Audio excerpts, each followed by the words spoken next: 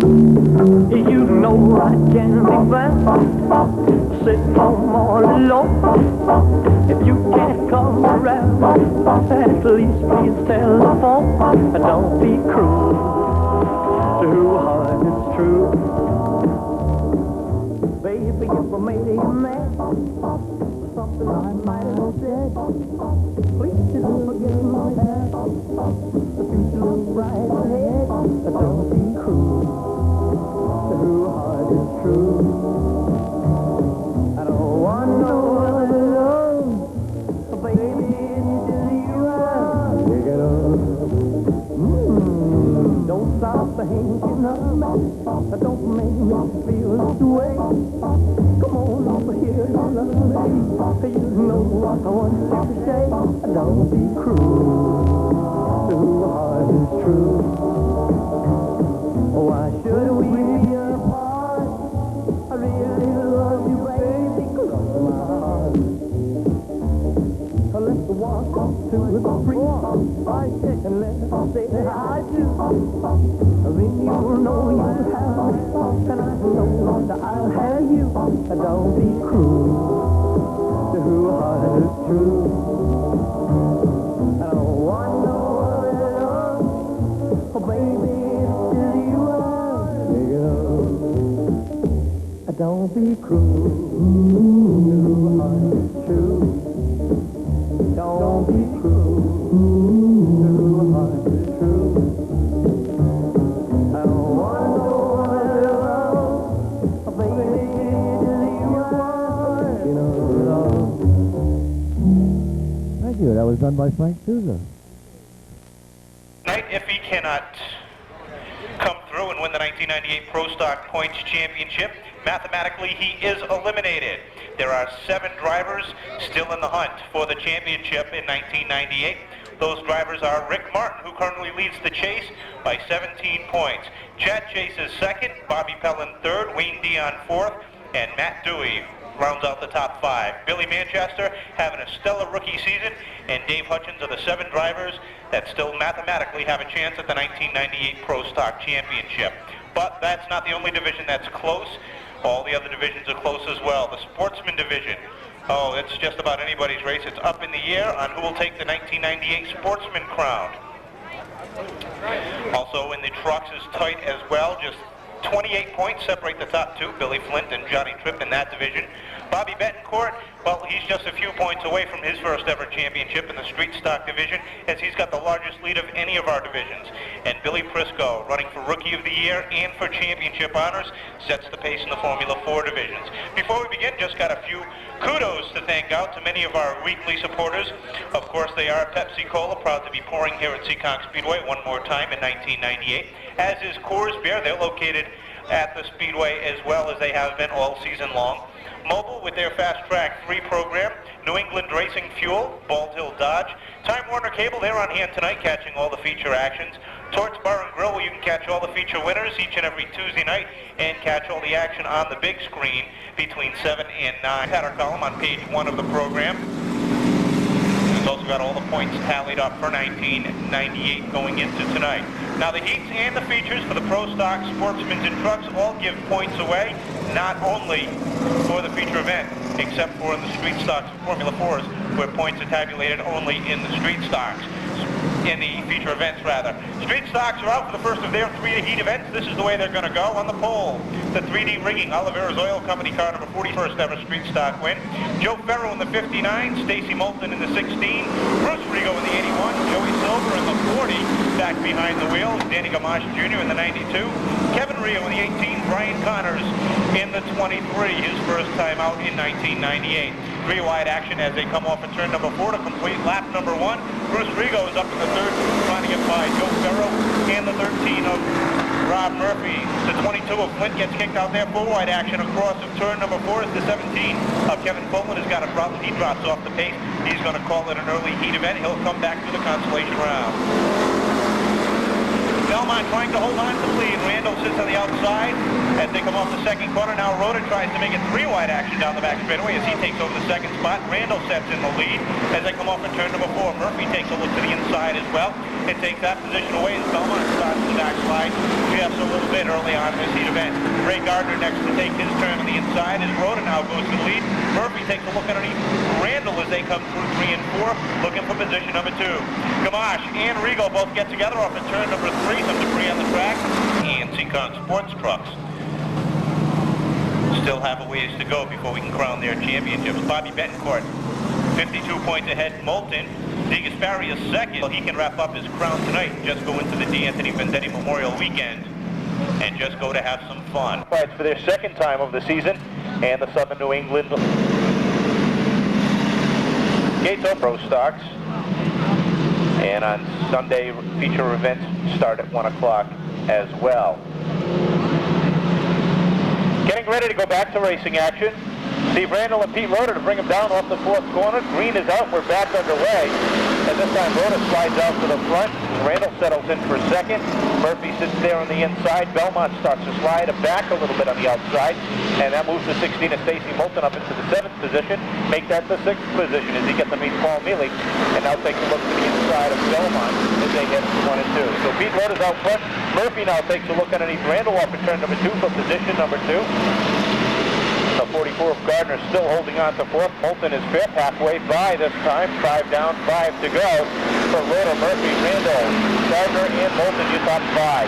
Battle for 6th. Mealy gets underneath Belmont, takes over that position. Farrell trying to go 3 wide as he tries to make that move wet. Flash flag going out for the 23 of Brian Connors. Belmont hangs the back end up. The rear end starts to bounce, and he loses a couple more positions. As the 22 of Paul Mealy sits in that 6th and final transfer spot. Stacy Moulton is 5th, taking a look at 4th as he looks to the outside of Gardner. Gardner trying to hold on to that number 44. And Stacy Moulton trying to work his way to the front. Right now he's in the show. And he's going to try to gain some points on your points leader, Bobby Betancourt, with 2 laps to go. Steve Rhoda continues to set the pace. Bob Murphy in second on his first ever street stock win. Randall sits third as he slides to the back end of that. Number 9 out off the second corner.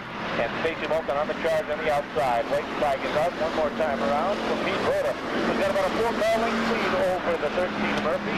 Down the back straightaway for the final. Rhoda takes down the win. Murphy is in for second. Randall sits third. 4th, just some dead heat between Gardner and Moulton. And to the Speedway now. Another third. Racing Engines number 5, it's Tommy Furtado. Outside of Tom, driving the number 85 from Holbrook, Massachusetts, Barry Shaw. 7th starting position, driving the Frank Betancourt-owned number 24, it's Robert Rose. 8th on the field, driving the Pittsburgh Paints Willis Race Engines number 116, Jim Sylvia. Starting 9th in the Custom Auto Body, Tom's Transmissions number 71, Jerry De Gasperi. Alongside Jerry, driving the Jeff's Removal of Hanover GP Automotive number 10, it's Tim Randall. Starting in 11th in the E&R Roofing Speedline Powerboats 00, it's Don Enos. Outside of Don from Edgartown, Mass, driving the number 49, it's Ted Bernard. And starting scratch on the field in the Rodriguez Insurance Superior Auto Parts number 2, it's Chris Rio.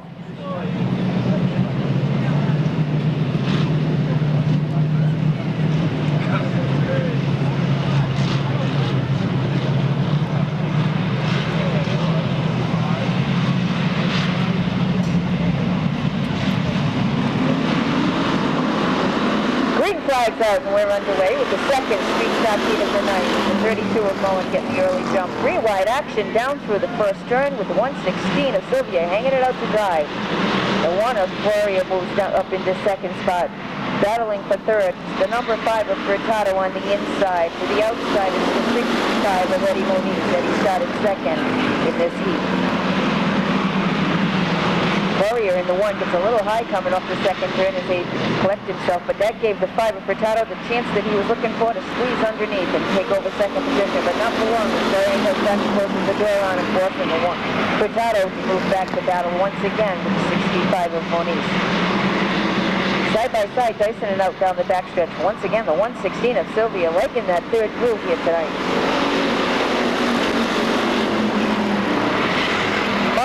32 continues to set the pace. Gloria runs second. The 5 of Furtado third. The 76 of Mark St. George sits fourth. He gets a little bit loose as he cuts off the third grid. Corrects it coming out of fourth street. Starts coming down the front stretch. Battling out for fifth is the 24 of Rose and the 116 on the outside. That's Sylvia once again hanging it out of that third groove.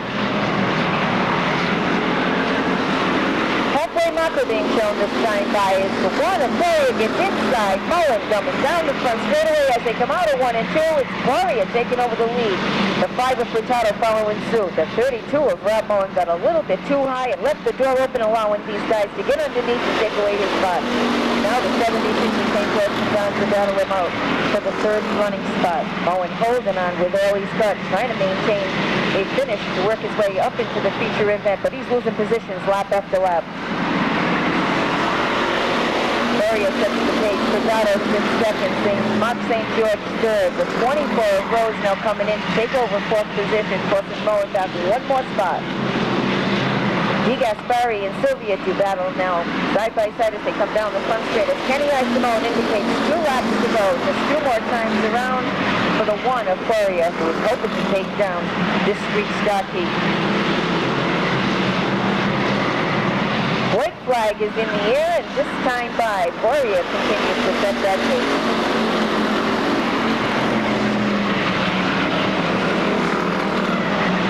Mullen gets a little out of shape and loses even more ground. Checkered flag is in the air.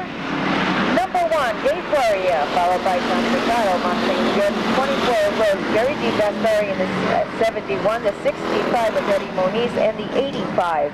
He won Pro Stock, the defending track champion in the Pro Stock division, and he'll be more than happy to oblige. Round number 3 on the Speedway now, and on the pole, car 03, Alan Correa sits on the pole.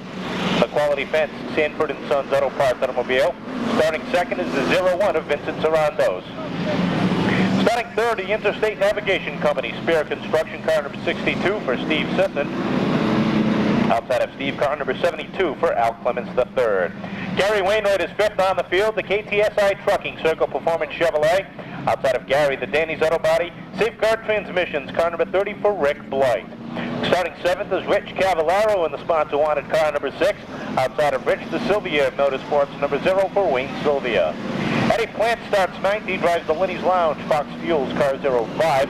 Outside of Eddie, your current points leader, the J&S Auto Parts, Manchester Racing Engines, car number 21 for Bobby Betancourt Jr.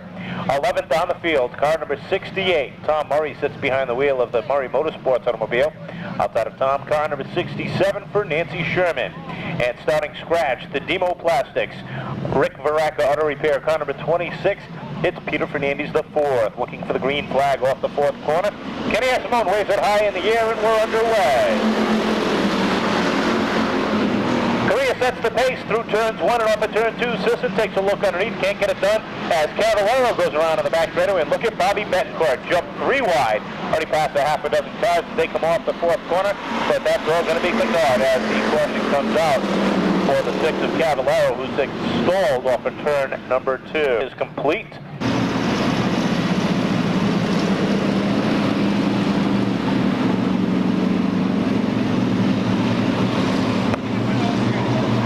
Caution lights out, clinched green flag given to the field next time by looking for the green flag. A complete restart. Alan Correa and Vincent Sarandos, row number 1.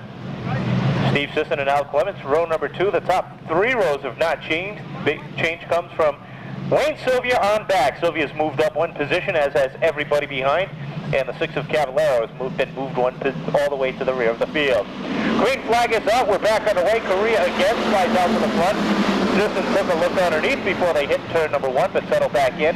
Look at the 72 of Clements, trying to make it 3 wide down the back straightaway, trying to squeeze his nose in there. And Eddie Plant shoots up the Speedway 4 wide action, settles back in to make it 3 wide as they come off at turn number 4. Clements now settles in between Sarandos and the 3089 as Wainwright goes around, takes the Sylvia, and Bobby Betancourt just squeezes by both of those cars. Wainwright able to pull away under his own power, but 3 cars are stuck.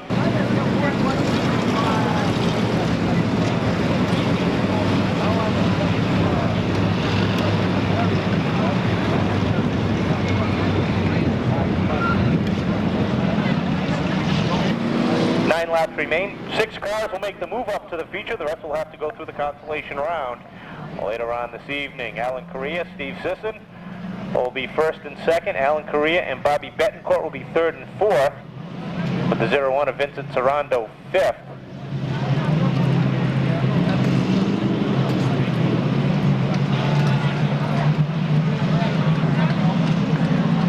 Green flag out this time. Off the fourth corner they come. The green is high in the air. Correa and the 62 of Sisson bring them down 1-2 across the line. Off of turn 2 they still run double wide, but Correa gets the advantage and takes over the lead.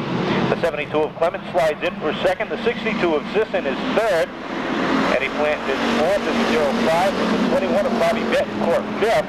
And the 6 of Cavallaro back up into sixth. Down the back straightaway. Betancourt just trying to settle into a qualifying spot and try to clinch his 1998 Street Stock Championship tonight, instead of having to worry for 2 more weeks as we go into the final race of the season. He gets by Sisson and works his way up into the 4th spot. Eddie Plant now to the upside of Clements as they come off at turn number 4. The 21 of Betancourt gets up into 0-5 Plant. As Plant gets the momentum going in the outside groove. Down the back straightaway, Correa gets a little bit sideways, slows up just a little bit. That allows the momentum to shift into Eddie Plant's favor. Plant goes to the outside. He battles now side by side and takes over the lead from Alan Correa. Betancourt now trying to follow through on the outside as he's worked his way by the 72 of Clements and now looks to the outside of Correa in the 0-3. Eddie Plant sits out front by about a half a car length. Correa gets slideways off at turn number 4, and that allows Betancourt to get to the outside of him. So Eddie Plant sets the pace at the completion of that lap. Down the back straightaway they go. Betancourt moves up into second. Correa falls back to third. Fourth is the 72 of Val Clements. The 6 of Cavallaro gets underneath Sisson for fifth, dropping the 62 back to the 6th and final qualifying spot. Sisson now takes a look underneath Cavallaro to try to get by in the inside. 2 to go this time by. Eddie Plant trying to hold on. Betancourt takes a look underneath into the top position. Off of turn number 2, Plant leaves the bottom groove open, and the 21 of Bobby Betancourt takes the nose and sticks it in, and in that fact sticks the whole body through the door. White flag is out one more time around, and Eddie Plant had him that time across the line, but Betancourt hasn't given up yet. Down the back straightaway they go, side by side. The 0-1 of Sarandos looked like he was going to slow up Eddie Plant, but not too much, as Plant still battling on the outside. Checkered flag is out, and Bobby Betancourt takes down the win. Eddie Plant is second, third is Alan Correa. The 72 of Albie Clements is fourth. Cavallaro is fifth in the number 6. And rounding out the top 6 qualifiers is Rick Blight in championship. Can we have Jimmy from Community Connections to the base of the tower, please? Jimmy from Community Connections to the base of the tower. Round number 1 for the Formula 4 is out on the track now, and starting on pole, driving the David Fortin-owned number 49, it's Dave Vieira. Outside pole, driving the Rayline Racing Gary Street and Trail number 10, Lee Hayes. Road number 2, starting third on the field, is the 3D Fitzgerald. Fifth on the field, driving the Richard Scoot Spriggs owned number 61, it's Mike Broder. Sixth on the field in the Synergen Racing Lubricants Kogan Trucking 01 Tom Kelly. Starting seventh in the Family Collision Terry's Auto number 65 is Bob Broder. Outside of Bob, driving the Jim Karate Manchester number 43 Carlos Felipe. Ninth on the field, driving the Dave's Custom Woodworking number 22, it's Hugh Recker, a Checker Bowser. 10th on the field in the Phil's Propane Consumer Auto Parts number 88, Billy Prisco. 11th in the 56, it's Wayne King. 12th on the field, driving the 51, Bill Batello, and 77 of Manny Dyer, back on the field. Formula 4 heat number 1 underway with the number 8 of Brian Vincent in the early lead, but the number 10 of Lee Hayes is in the hunt, but not for long as he gets a little bit of help coming off the third turn from the 49, gets sideways, is able to collect that car, but he has lost position. And the 61 of Broder now moves up into second. Hayes sits third on the field. He's going to come back and challenge. He's giving it all he can, letting the 61 of Broder know that he's there. 65 of Broder's brother, Bob Broder, jumping in, sitting fourth on the field. And the 22 of Bowser runs fifth. 3 wide action down through 1 and 2. Number 7 77 of Manny Dias is really hooked up tonight as he started 15th position. He's already up into 5th. Vincent continues to set the pace. Hayes sits second. 61 of Mike Broder sits third. The 22 of Bowser fourth, and the 77, Manny Dias, runs fifth.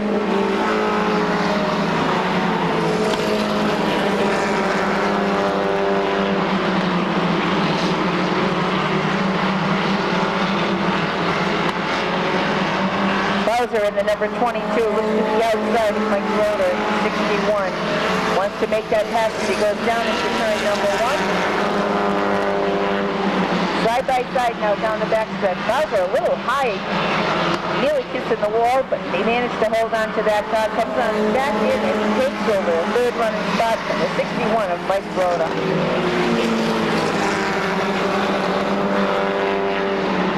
01 of Tom Kelly having problems with that car, brings it high and slows down. White flag is out, just one more lap remains, and the points leader, Billy Fisco, has finally broken free. He's made it up into 6th spot, but won't be in the challenge for the lead this time around.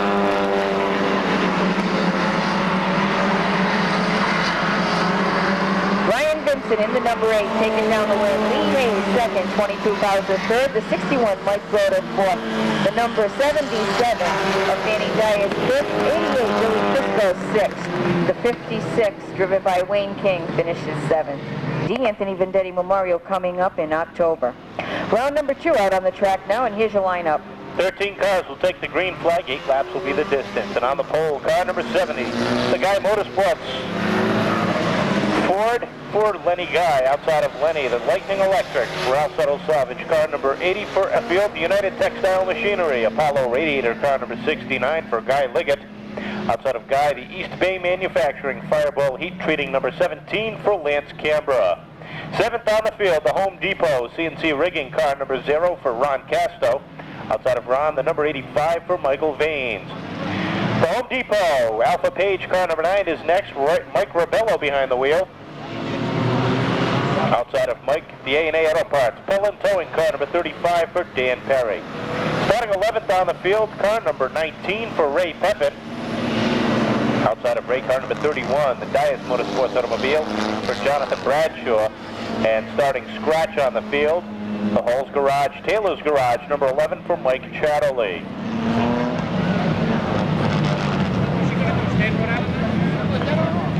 Clean up a little bit of fluid down in turn number 3 from one of the Formula 4 cars. A little speedy dry going down there.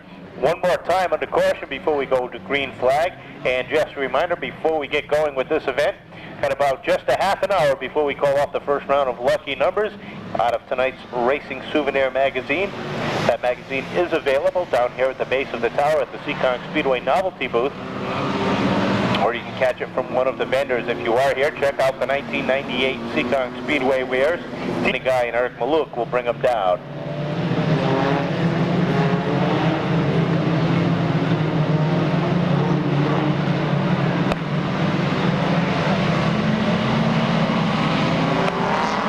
Green flag is out. We're underway. Lenny Guy. A look at that 3rd, 4th, and 5th position. Now the 0 of Castro takes a look underneath Liggett as they head through the corner, takes that position away, gets by Barry Shaw in the number 85. Rather, Michael Vaines in the number 85 and gets by him, works his way up into the top 6. The 80 of Maluk has a little bit of a problem off the 2nd corner as the 21 of Ryan and the 3 of Vaness both get by. Castro in the 0 takes a look underneath Canberra, gets that position away. Canberra settles into that 7th spot. Now the 9 of Rebello takes a look underneath him as they try to go down the back straightaway. Nose to tail, your top 5 cars, and now they try to double up as they come off the 4th corner. The 3 of Vaness gets underneath the 21 of Andrew Ryan. Ryan drops it back to the 3rd spot. Vaness moves up into 2nd. The 0 of Castro now gets underneath the 80 of Maluk, gets that 4th position, sets his sights on 3rd as the 21 of Ryan starts to slide just a little bit as he gets caught up in the 2nd groove. Back to 4th, he goes. Castro up to 3rd, Maluk is 5th at the halfway point. 5 4 laps down, 4 to go. As Jonathan Bradshaw pulls out number 31 into the pit area. Off of turn 4 they come one more time. Lenny Guy's got this one all to himself. He's got a 4-car length lead over the 3 of Mike Vanessa, 0 of Ron Castro. Maluk now gets underneath 21 of Ryan. Ryan's going back to 5th. Rebello takes a look underneath, and last Saturday night's Formula 4 winner, the 35 of Dan Perry, takes a look underneath as well. Let's make it 3 wide after 2 to go signal. As he tries to take that position away, Ryan falls back to 1 more spot. Perry moves up into 6th, takes a look to the outside, now to the inside of Rebello. As Rebello took a look to the outside of Maluk, and as he does that, his teammate took a look underneath Vanessa for that 2nd position. Down the back straightaway they go for the final time. Lenny Guy sets the pace. Vanessa in for 2nd, the 0 of Castro 3rd. Vanessa takes a look underneath Maluk, trying to get that 4th position.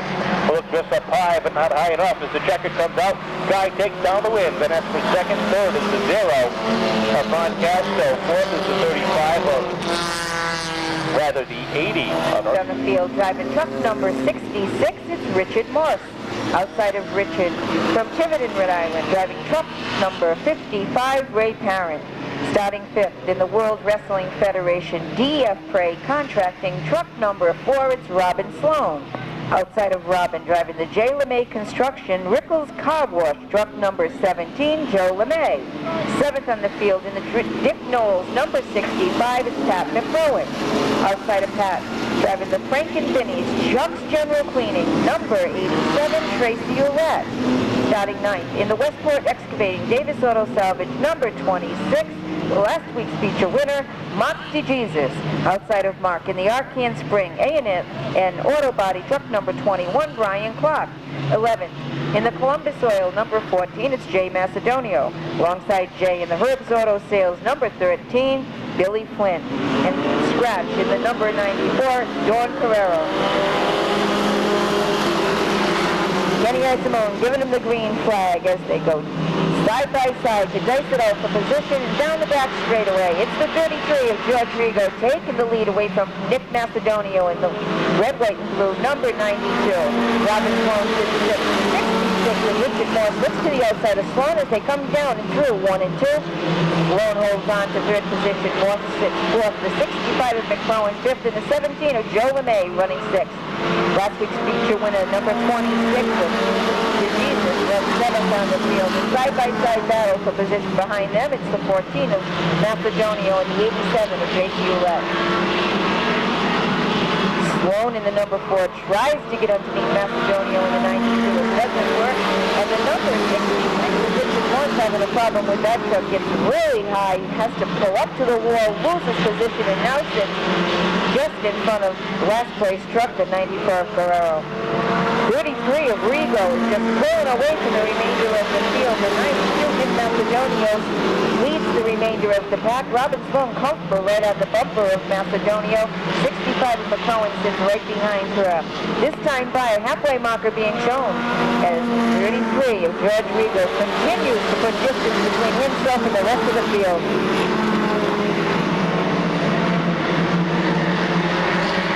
17 of Joe LeMay making a pass under 13, Billy Flynn, as they make their way down the back stretch. He's the only one so far that's made any kind of movement. Billy Flynn is your point leader coming into tonight's race.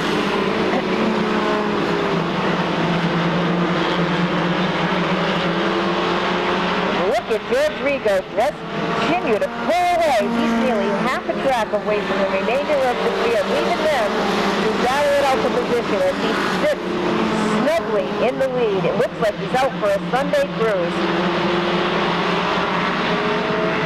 2 laps to go, marker being given this time by 2 more times around the Seekonk Oval. McClellan in the 65 looks to the outside of 14 of Macedonio as they make their way down the front stretch. Down the back straightaway, he's still dicing it out.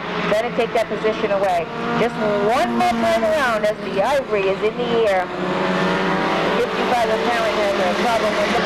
The number 33, George Rigo, taking down the win, followed by the 92, Nick Macedonio, 4, Robin Sloan, 65 of the 14, Macedonio and McClellan a little bit too close to call, followed by the 15 of Billy Flint, the 26 of Mark DeJesus. The field, lap after lap. He'll be a real interesting contender for this evening's feature event. Round number 2 getting ready to roll out onto the track for the Seekonk Sports Trucks. 12 trucks will take the green flag in this race as well. 10 laps the distance for their heat. And before we get going, we do have a vehicle with a lights are on. Rhode Island registration TR821. Rhode Island registration Tammy Ronald, 821. You left your lights on. Here they roll out of the pit area for round number 2 for the Seekonk Sports Trucks. And on the pole, in the number 12, will be the Cap City Tip Top Auto Sales Chevrolet for John McHugh. Outside of John, the Dartmouth Tire, John Adams Oil, number 20 for Stanley Sherman. Third on the field, the Gregerson's Automotive Incorporated, Arcan Spring car number 1 for Billy Clark, outside of Bill, out of New Bedford, Mass. The 27 of Mike Brightman. Starting fifth on the field, the Toyota, number 63 of Mike Butts, outside of Mike, the Kings Inn, number 42 for David Rosenfield. Starting seventh on the field, the St. Anne's Credit Union, Shady Tree Auto Sales. That'll move up Johnny Tripp 1 row on the inside. So John McHugh and Stanley Sherman are going to bring him down for the green. Looking for it this time by Kenny Isimone. Our starter will let them go. As they come off of turn number 4, Kenny Isimone eyes him down, likes what he sees. Green flag is out. We're underway.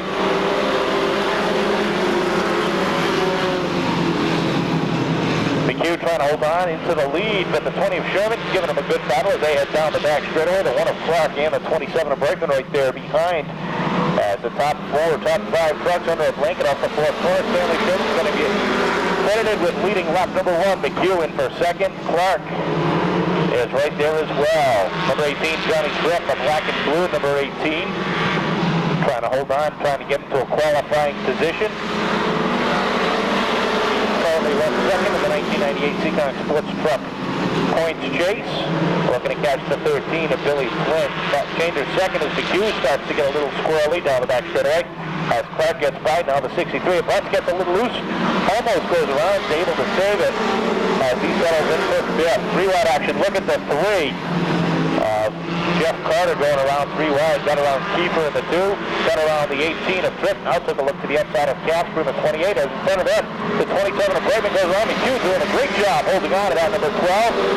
As he's able to hold on, but Mike Brightman, the number 27, is relegated to the back of the field. Stanley Sherman continues to set the pace out front. Billy Clark is hunting him down. They've got a very comfortable 10 truck length lead over the number 63 of Mike Butts. Down the back where they go. Across the start-finish line. McHugh trying to hold on. Butts gets by on the inside. Here comes Kevin Cass on the inside. Look at that 3 wide. As he gets around the 18 and 42 of Rosenfield as John McHugh continues to backslide.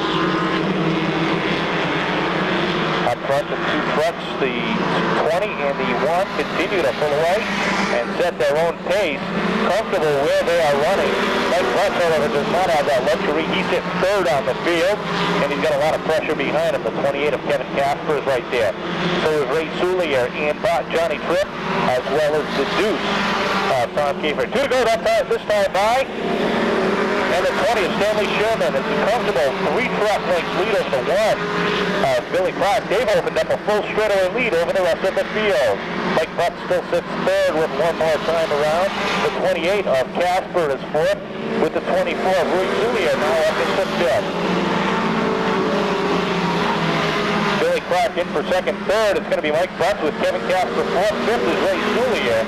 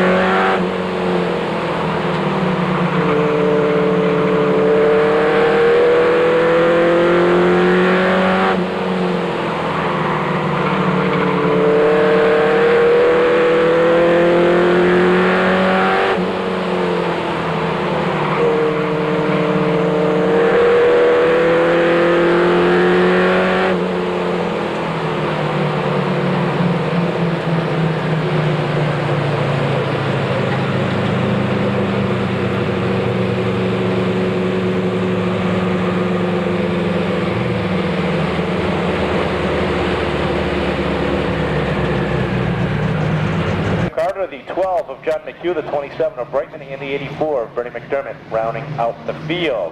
So they've been division, and they're rolling out onto the Speedway next for their first of two heat events. Located on Fall River Avenue, right behind the old grist mill. Sportsmen rolling out onto the track now. Starting on pole, driving the Water Wheels Land and Sea Tours, handled by Harry's, number 36, it's Ron St. Pierre. Outside pole in the Cox Communications, Sal Popolo Racing Engines, number 38, it's Keith Morrow. Third on the field in the TKO Shades, Response Ambulance Service, number 32, Billy Goodrow. Alongside Bill, driving the 6, it's Barbie Klopp. Outside of Bob, in the Parker Professional Driving School, 00, it's Mike Becker.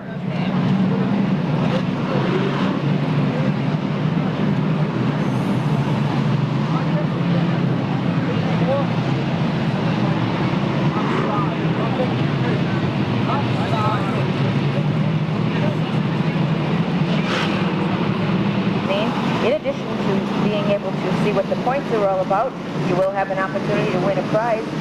First round of numbers will be for winner here this evening.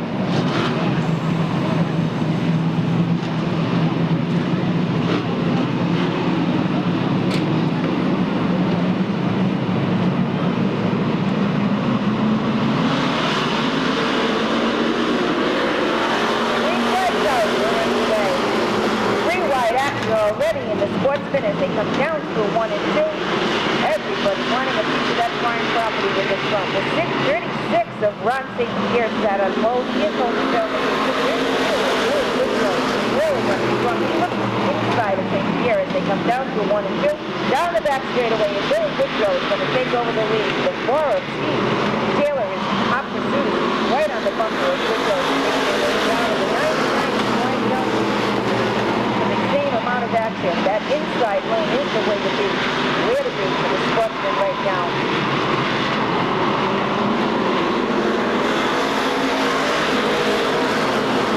Billy Goodrow, car number 33, setting the pace. The 4 of Steve Taylor running close second. Battle for third now between the 36 of Ron St. Pierre and the 99 of Glenn. Firewall Young. Firewall. Side by side. Wheel to wheel. Battle down the front straightaway. As they come off of the second turn, Glenn takes over third running spot. The 38 of Keith Morrow runs right in behind him. Inside of St. Pierre, he takes away fourth. Here comes the 3. Kenny Spencer looking for that territory as well. He's now moved up into 5th and 3 wide as they come down through 3 and 4, making a clearance out of 9 4, but not before. 7th and 4th. Gets past the 36 of St. Pierre.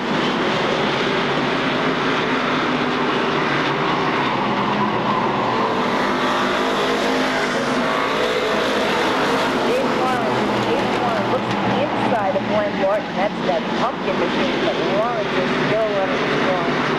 Lawton is even a little bit faster. He pulls just ahead of James Lawrence in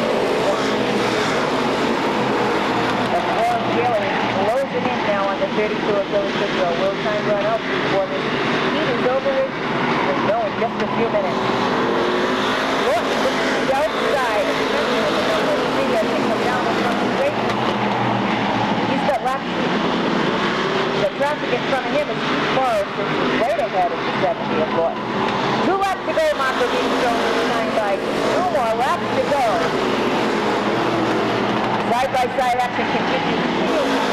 Set the pace. Lawton now looks inside of Morrow. Here's one of James Lawrence and the 45 of Scotty Estrella battle it out for the position. Second flag is in the air. And the 32, Billy Goodrow, followed by Taylor, 99 Lawton, number 70 to 38 of Keith Morrow, the 81 of James Lawrence, and 45 of Scotty Estrella. Real strong sportsman heat number 1. It's going to make for a very interesting points battle all the way to the end. 10 cars still mathematically into the hunt, all the way down to the 55 of Dana Willis. Any of those 10 mathematically still have a chance to claim the 1998 Pro Stock Championships, and that's going to keep it tight. 56, the Precision Racing Engines, Magoni's Restaurants, car number 56 for Linwood Cowan. Outside of Linwood, the Sampson's Auto Care, Kevin Woodruff, car number 88 for Kenny Bamford. Brian Sousa will start third in car number 25, the Furnace and Duck Chevrolet. Outside of Brian, the car number 57, the Timberlake Motorsports entry for Dean Petty. Starting fifth is the Body Corp General Contractors bumper to bumper in section 731 for Jeff Goodrow. Outside of Jeff, the Rick's Truck and Tire Service. C&M Trucking car number 55 for Dana Willis. Starting seventh on the field, the Kevin's Professional Auto Detailing Sprint Test Limousines car number 8 for Ed Ginn in the third. Outside of Ed, the Everett Auto Parts Twist.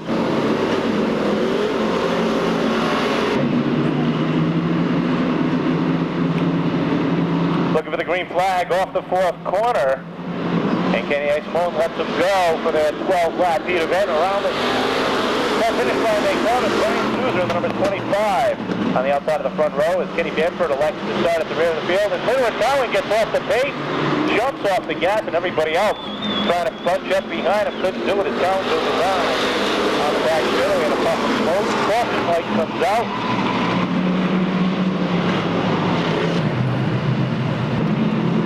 Caution lights out, looking for a green flag this time by Sousa and Petty. Goodrow and Willis, row number 2. Kenny Simone waiting for them to hit the stripe off the fourth corner.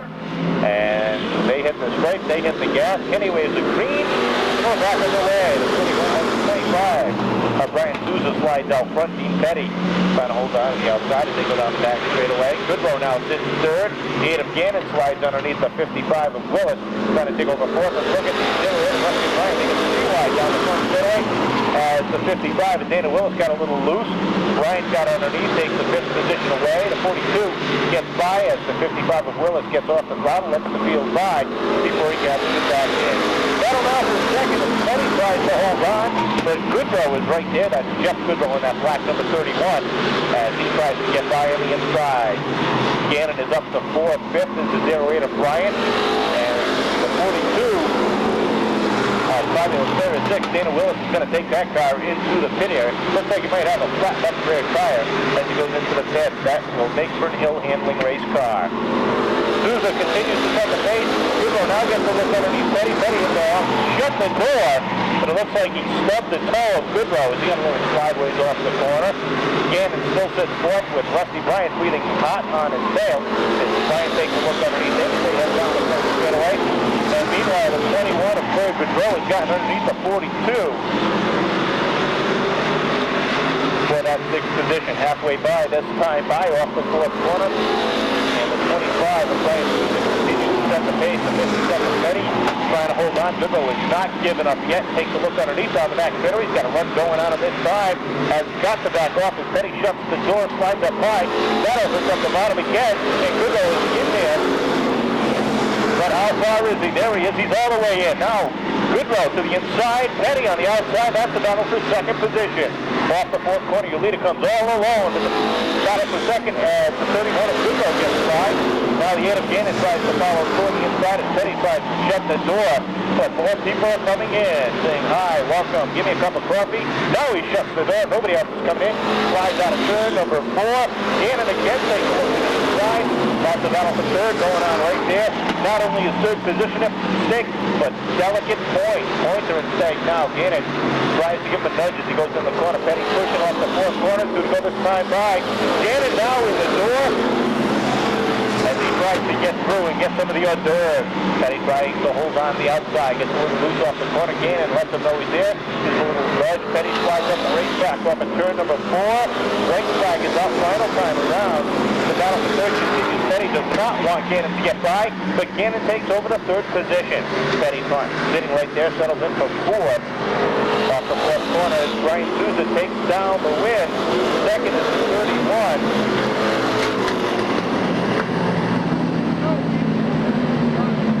Of course, all unofficial.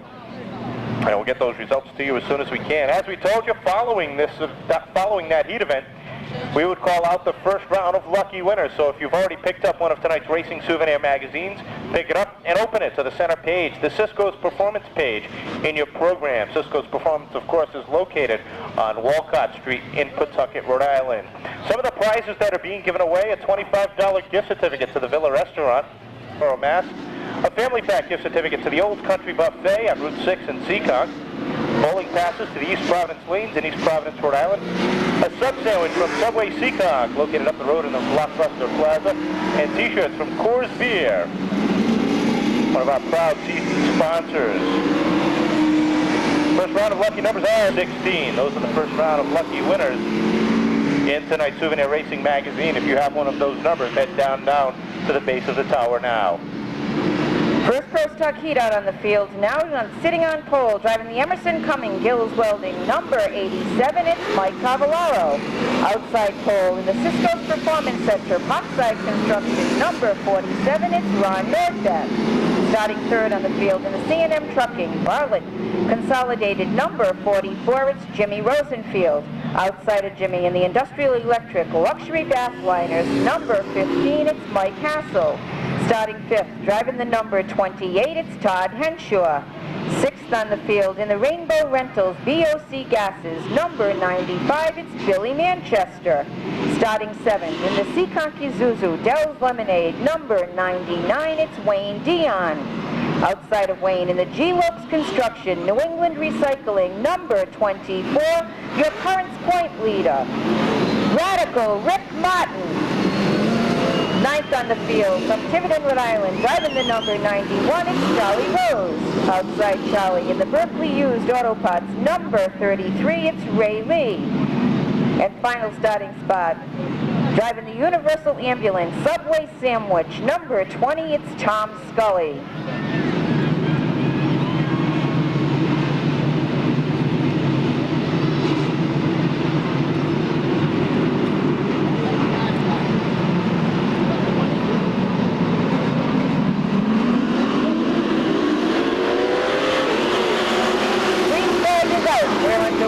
First Pro Stock heat of the night with the number 87 of Cavallaro, who sat on pole, setting the pace. 44 Rosenfield gets a little out of shape on the backstretch, nearly collects the 28 of Henshaw. He's able to hold on. Henshaw going back to the position.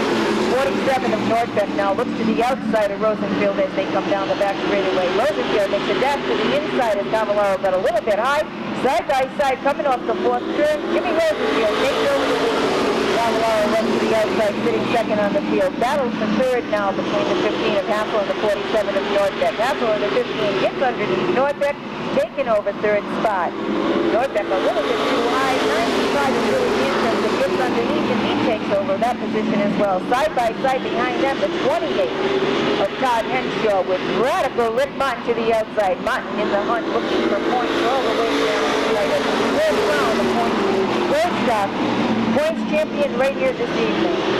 Rosenfield pulling away from the rest of the field, leaving the 15 of Mike Hassel to hold down the rest of the pack. 95 inside now of 87 of Cavallaro coming off from the second turn. Billy Manchester in the number 95 takes over third. Cavallaro forced back into fourth. Running just on the field now is Nordbeck.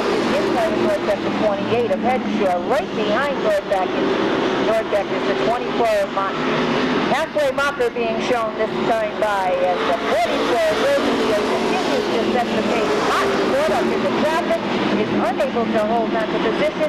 The 28 of Henshaw with a tire going down close, a little bit high. He almost collected Radical Rick Martin. Martin coming from the 28 of Henshaw now as he falls back to the rear of the field. Rosenfield continuing to hold on to the lead. Hassel doing a great job of distance between himself and the rest of the field as he's closing in on the 44, and we've got a caution as the 28 of Todd Henshaw was unable to get into the pits with that car. He has brought it up to a stop up against the wall in turn number 2. And as they sit right now, Jimmy Rosenfield sits on pole. The 15 of Mike Hassel runs second. The 90 of Ray Lee follows behind Cavallaro. 91 of Charlie Rose is right there. The 99 of Wayne Dion, followed by Nordbeck in the 47, and Radical Rick Martin all the way to the back of the pack.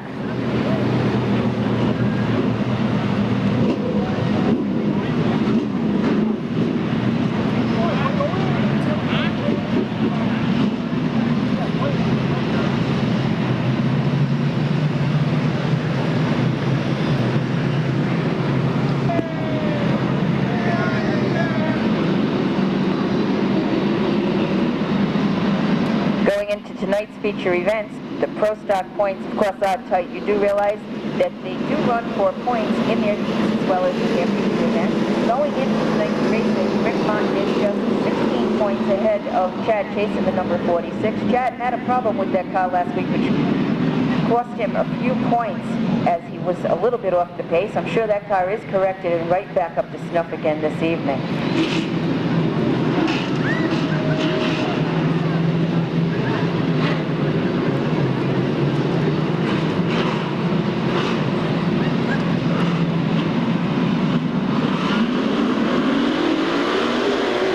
Out once again, clear on the way. Castle in the 15 goes to the outside of the 44 of Rosenfield, and the 95 of Manchester is right there, hoping that there's a little bit of an opening so he can stick that nose underneath the 44, taking over. And action all over the place as they race it out in position. 44 getting a little bit high. Manchester got that opportunity. He's underneath Jimmy Rosenfield as they come down, or from the fourth, turning down the front straightaway. Manchester takes over the lead. The 44 gets right up. He collects the number 15, the 91, the 99, 20, and 47. Looks like the number 91 of Charlie Rose is really caught up in that. He's got a lot of damage here on the front straightaway. The 44 is sitting precariously with the 15 of Hassel up into that car. We can see the Jimmy Rosenfield in that 44 moving around, so that's a good sign. We have a very relaxed assistant starter walking away from the car, indicating that everything is okay. Can see Rosenfield trying to climb out of that car. He's trying to get out beside the number 15. It's a tough spot to try and get out of, as the 15 of Hassel is right inside the window of that number 44 car. So, of course, we are under a red, as we will be clearing up this mess. Charlie Rose tearing body parts off from his car, and they look yellow to me. Kevin, what do you think? I don't think Charlie Rose is too happy. Wayne Dion, as everybody jumped on the brakes, Wayne got into Charlie Rose and drove over the hood of that vehicle. Wayne was able to continue under his own power. Charlie Rose drove away under his own power, so it looks like it just might be sheet metal damage to those two cars. Unfortunately, some more damage to the 44 and the 15, as those two cars are on top of one another. As something just broke loose on something, everybody tried to avoid it. Tom Scully in the number 20 spun around to avoid it. Doesn't look like there's any damage to his car or to Ron Nordbeck's number 47. Fortunately, the points leader, Rick Martin, was almost caught up in that. He made a dive to the high side, which was the right move to make in this particular instance, and he slid on by. He would nearly have been collected. That could have cost him the points championship here tonight. We do have a lot going on as they do clean up, and I would like to ask all of you folks standing down in the front, would you please step back away from the fence area? Big round of applause for Jimmy Rosenfield as he's made his way out of the car. A little upset, however, but he is being escorted away from the accident, trying to calm him down. This is natural to be that upset. He has a seriously destroyed number 44, so unfortunate racing accident.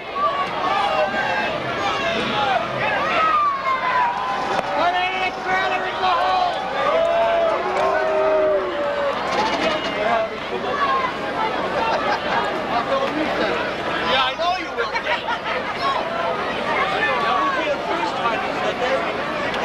Make it $3 tonight. Well, the damage doesn't look too severe on Jimmy Rosenfield's 44. Other than body damage, he's got a flat left rear tire and left front tire. Of course, that's kind of normal for that kind of situation. Mike Hassel, you got to wonder what type of suspension damage is in store for his number 15. Tom Scully climbs out of his 20 to check the damage, and there is some damage to that car. You can see the rear end out of place on that car. So Tom and the Scully crew have their work cut out for them to get that Universal Ambulance Ronald J. Resmini Subway Seekonk number 20 ready for the feature event. Does not have a flat left front tire, just a left rear tire. But other than body damage, from this viewpoint it doesn't look too bad, but once his crew gets a good look at it, you can see.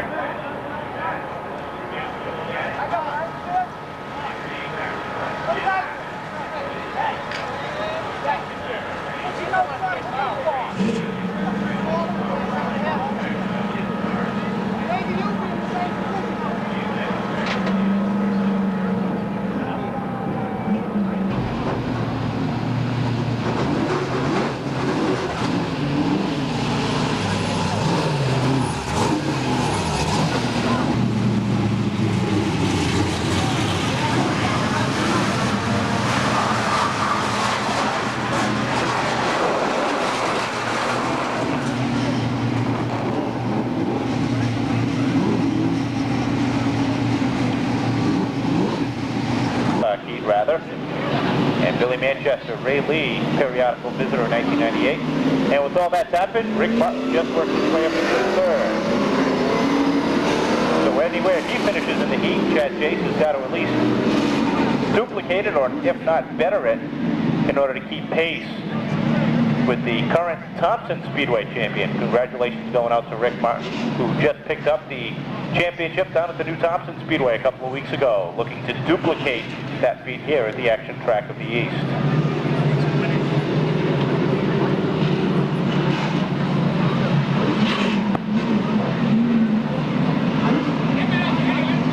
Kenny Simone looks them over once again. Green flag is out, and we're underway. Ray Lee looks to the outside, and Radical Rick Martin sits third on the field. Rick looking for all the points that he can gather up here in this heat event.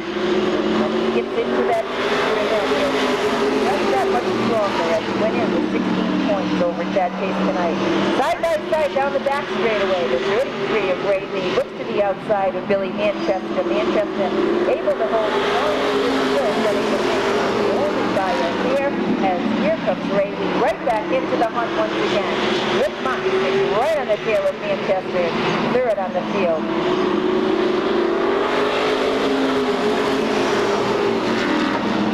Thank God for duct tape, as they were able to duct tape the number 99 back together again after that crash. 2 up to go, marker being shown this time by Manchester. Ray Lee to the outside, Radical Rick Martin right on the bumper of Manchester, underneath the 33 of Lee down the back straightaway, and through the turns down the front, white flag marker is now 1 lap to go. Billy Manchester holding off Radical Rick Martin. Checkered flag is in the air, and Billy Manchester right down the lane, followed by Rick Martin, Ray Lee, on the 15 of Hassel, the 28 of Henshaw, and the 47 of Ron Nordbeck. So there you have it. Radical Rick Martin takes second place in the heats, giving him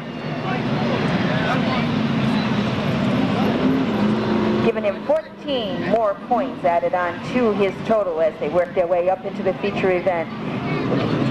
Depending upon what happens next time by with heat number 2 rolling out onto the track, Chad Chase has got to stay on the pace no matter what in order to creep into that points battle. As we said earlier on, going into the event, it was 16 points for Rick Martin had 16 additional points over Chad Chase. Okay, round number 2 is rolling out onto the track now, and as the night unfolds, Kevin is keeping track of the points that they acquire in the heat races, so going into the feature, we will be letting you know just where everyone stands. Of course, the tightest battle still going on is that of the sportsman division, but their crowning does not take place until the D. Anthony Vendetti Memorial Weekend. 46 for Chad Chase. 9th on the field, the Holt Street Auto Center Pitney Bowes Copier System car number 12. Bobby Pellin's not with us tonight, sitting behind the wheel of that automobile. It's Jimmy Kuhn. Outside of Jimmy, the Rainbow Rentals BOC Gases car number 85. It's Ray Parent and starting scratch. The Circle Performance Fire Ride Ford Taurus for Ed St. Angelo. There's your starting lineup for the second 15-lap Pro Stock Heat event. Ray Parent electing to start scratch on the field, so as does Kenny Morissette, the number 21. So Rich Caparco will start on the pole. Danny Gamache will start second. Lenny Ellis, Dave Hutchins, your first 4 cars. Points are awarded in the heats as well as the features. And we'll let you know what's going on throughout the night. Looking for the green flag off the 4th corner. Kenny Eichel lets it go, and we're underway. Lenny Ellis got extremely loose. He jumped on the gas, and he lost that 3rd position to Dave Hutchins. Out front, the 27 of Danny Gamache slides out and sets the pace of 50. In for second. 3rd is the 96 of Hutchins. 4th is the 41 got that outside move open for him as he tries to work his way to the front. Chad Chase puts the hook to the back of the 11. He's going to follow him right to the front. Dave Hutchins tries to the outside. He went to the outside. The 50 car, the Saturn of Rainham automobile. Rich Caparco taking on the back straightaway. Danny Gamache continues to set the pace. He's got a weird line going through the corner. He's got a little bit of a push right in the middle of the corner, at least 2, 3, and 4. Get about a half a car length advantage as they head into the corner. In the middle of the corner, the car pushes up, and now Caparco takes a look underneath. Some contact is made there, but not enough to upset Gamache as he continues to hold on. The 96 of Dave Hutchins to the outside of Caparco as they come off of turn number 4, trying to hold on Caparco. All these guys looking for points as Lenny Ellis is fighting an ill-handling race car. Vinny Anarumo now looks to the outside of the 50 of Caparco. Gets that position. He moves up into third. Here comes Chad Chase on the outside. He gets by Ellis. Now looks to the outside of Caparco. Ellis will no doubt take a look to the outside as well. Halfway by this time by as the 50 goes in off the corner. As Lenny Ellis got it to the back of him. 6 down, 6 to go. We've got a change of the lead. The 96 of Dave Hutchins takes the lead. They're Rocco Electric, orange and yellow, number 96. The number 11, second. Contact on the front straightaway. Jimmy Kuhn gets together with the 50 of Caparco. Kuhn has got a flat left rear tire when Caparco got into him, and that's going to bring out the first caution of this event. Looking for his first checker of 1998. As a matter of fact, it's been 2 years tonight since Dave Hutchins has won a Pro Stock feature event. His first ever Pro Stock win came on the final point tonight of 19. As Danny Gamache will restart third, Lenny Ellis fifth, Matt Dewey is sixth. Ed St. Angelo is seventh, Perrin is eighth, and Morissette will round out the top 9. That's the field as they sit now. Before we begin, we've got a happy anniversary going out to Auntie Terry and Uncle Kevin from Mackenzie. Happy anniversary to you folks. Also, happy anniversary going out to our own Ginny Perry and Eddie Perry, celebrating 27 years together yesterday. Happy anniversary, Ginny and Eddie. Of course, they've been longtime fans, competitors, sponsors, supporters of racing here at Seekonk Speedway for many, many years. And Ginny joining us for her second stint up here in the booth in 1998. Jimmy Rosenfield, the driver on number 44, has tough break in the heat, pretty good crash. You going to be able to get back out? Yeah, we'll be out there, just mainly cosmetics. We're all right. Do you know what happened? It happened so fast. Well, the 15, you know, he's going to win the race halfway through it. Gets into you, turns you sideways, doesn't know enough to lift off the throttle evidently. But do what you got to do. You know, and you know, we'll get back out there because we got to, you know, try to put on a good show for the sponsors that get me here every week. Stephen Ando Paul, C&M Trucking of Hanson, D&E Auto Body, Moore Performance Motors, and Bartlett Consolidated in Champaign Trucking. If it wasn't for them, we wouldn't be here each week. Jimmy's going to try to get this car back together and get out in the feature, see if he can get another win out of this one. No. Drive it tonight at number 12 Pro Stock. All right, we're getting ready to go back to racing action. Dave Hutchins and Vinny Anarumo, row number 1. As they come off the fourth corner, Kenny and Cole let them go, and they are hot on the front down the front straightaway. And Dave Hutchins sets out front. 27 of Gamache got underneath Anarumo that time. That leaves Anarumo stuck in the second groove, but that may not be a bad thing. He's been running that second groove all night long. Easily disposes of the 27. Now sets his place on the outside of Dave Hutchins. Hutchins setting the pace. Anarumo in for second. Third is Gamache. 46 Chase is right there on the outside. Lenny Ellis is fifth. Eddie St. Angelo and Matt Dewey battling for that sixth position. Now Chase moves up into third. As he does that, Vinny Anarumo takes a look to the outside of Dave Hutchins as they head across the start-finish line. Now Eddie St. Angelo takes a look on Lenny Ellis. Lenny is holding steady in that fifth position. Off the fourth corner, your leaders come. Dave Hutchins about a half a car length ahead of the 11. As they would go across the start-finish line, down the back straightaway they go. And it's a dead heat down into the corner. This time by, the sticks are up, 2 to go for your top 2 drivers. Dave Hutchins, Vinny Anarumo, Chad Chase. Comfortably in third, but that's not where he wants to finish fourth. This is 0-1 of Ed St. Angelo, and Matt Dewey has moved up to fifth one more time around.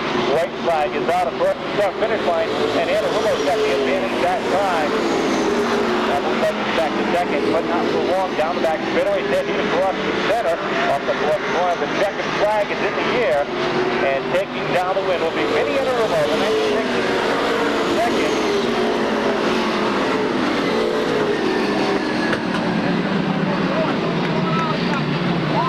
Third will be Chad Chase. Eddie St. Angelo fourth in the 0-1. The 0-2 of Matt Dewey fifth. Lenny Ellis 6th.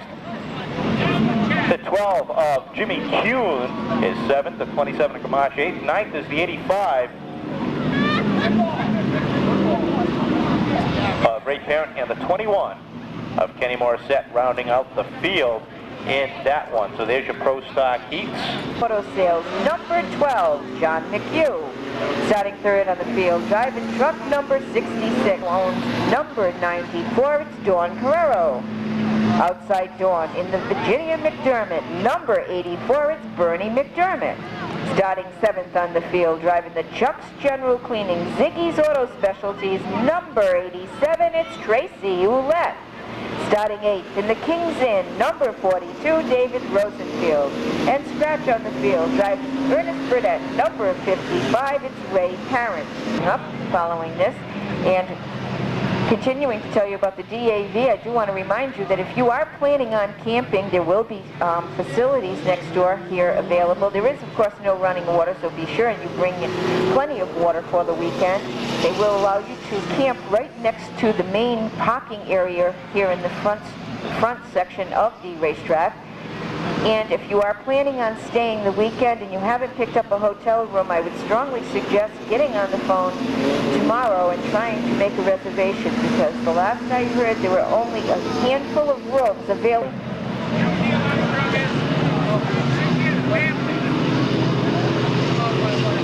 Once again, Brian Clark sitting on pole to set the pace. Outside Brian, riding shotgun, the number 12, Cap City Tip-Top Auto Sales truck of John McHugh. Green is out, and we're underway with the truck consolation. Brian Clark grabs the lead, getting the plate coming off of the 4th turn. The 66 of Richard Morse pulling up into 2nd. He did start 3rd on the field, falling back into 3rd spot. Now it's outside pole sitter of John McHugh. Looking to the inside of McHugh, coming down the front straightaway is the 42 of David Rosenfield. Rosenfield collects 3rd as they go down the back straightaway. 3 wide action as they come down the back stretch, and through the turns they come down the front straightaway. They close it out to Richard. The 27 of Brayton gets a little ahead of Tracy Ouellette in the 87. Now they do side-by-side battle down the back straightaway. 94 of Dawn Carrero goes into the pits with that truck. Clark continues to set the pace. Morris in 2nd, Rosenfield 3rd. Battle for 4th between Tracy Ouellette and Mike Brayton.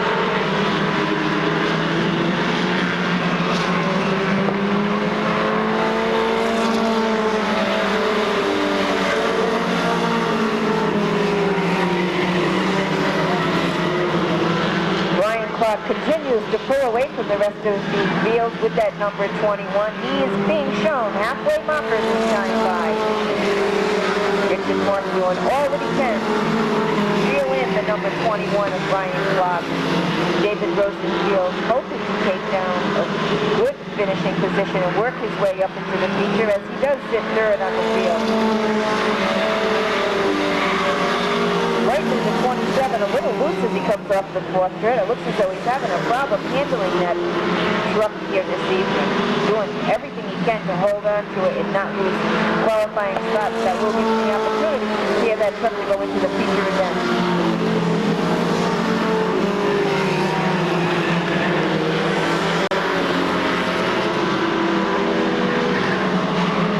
Obstacle sticks are in the air, just 2 more times around for Brian Clark, and he is setting the pace in this truck consolation event.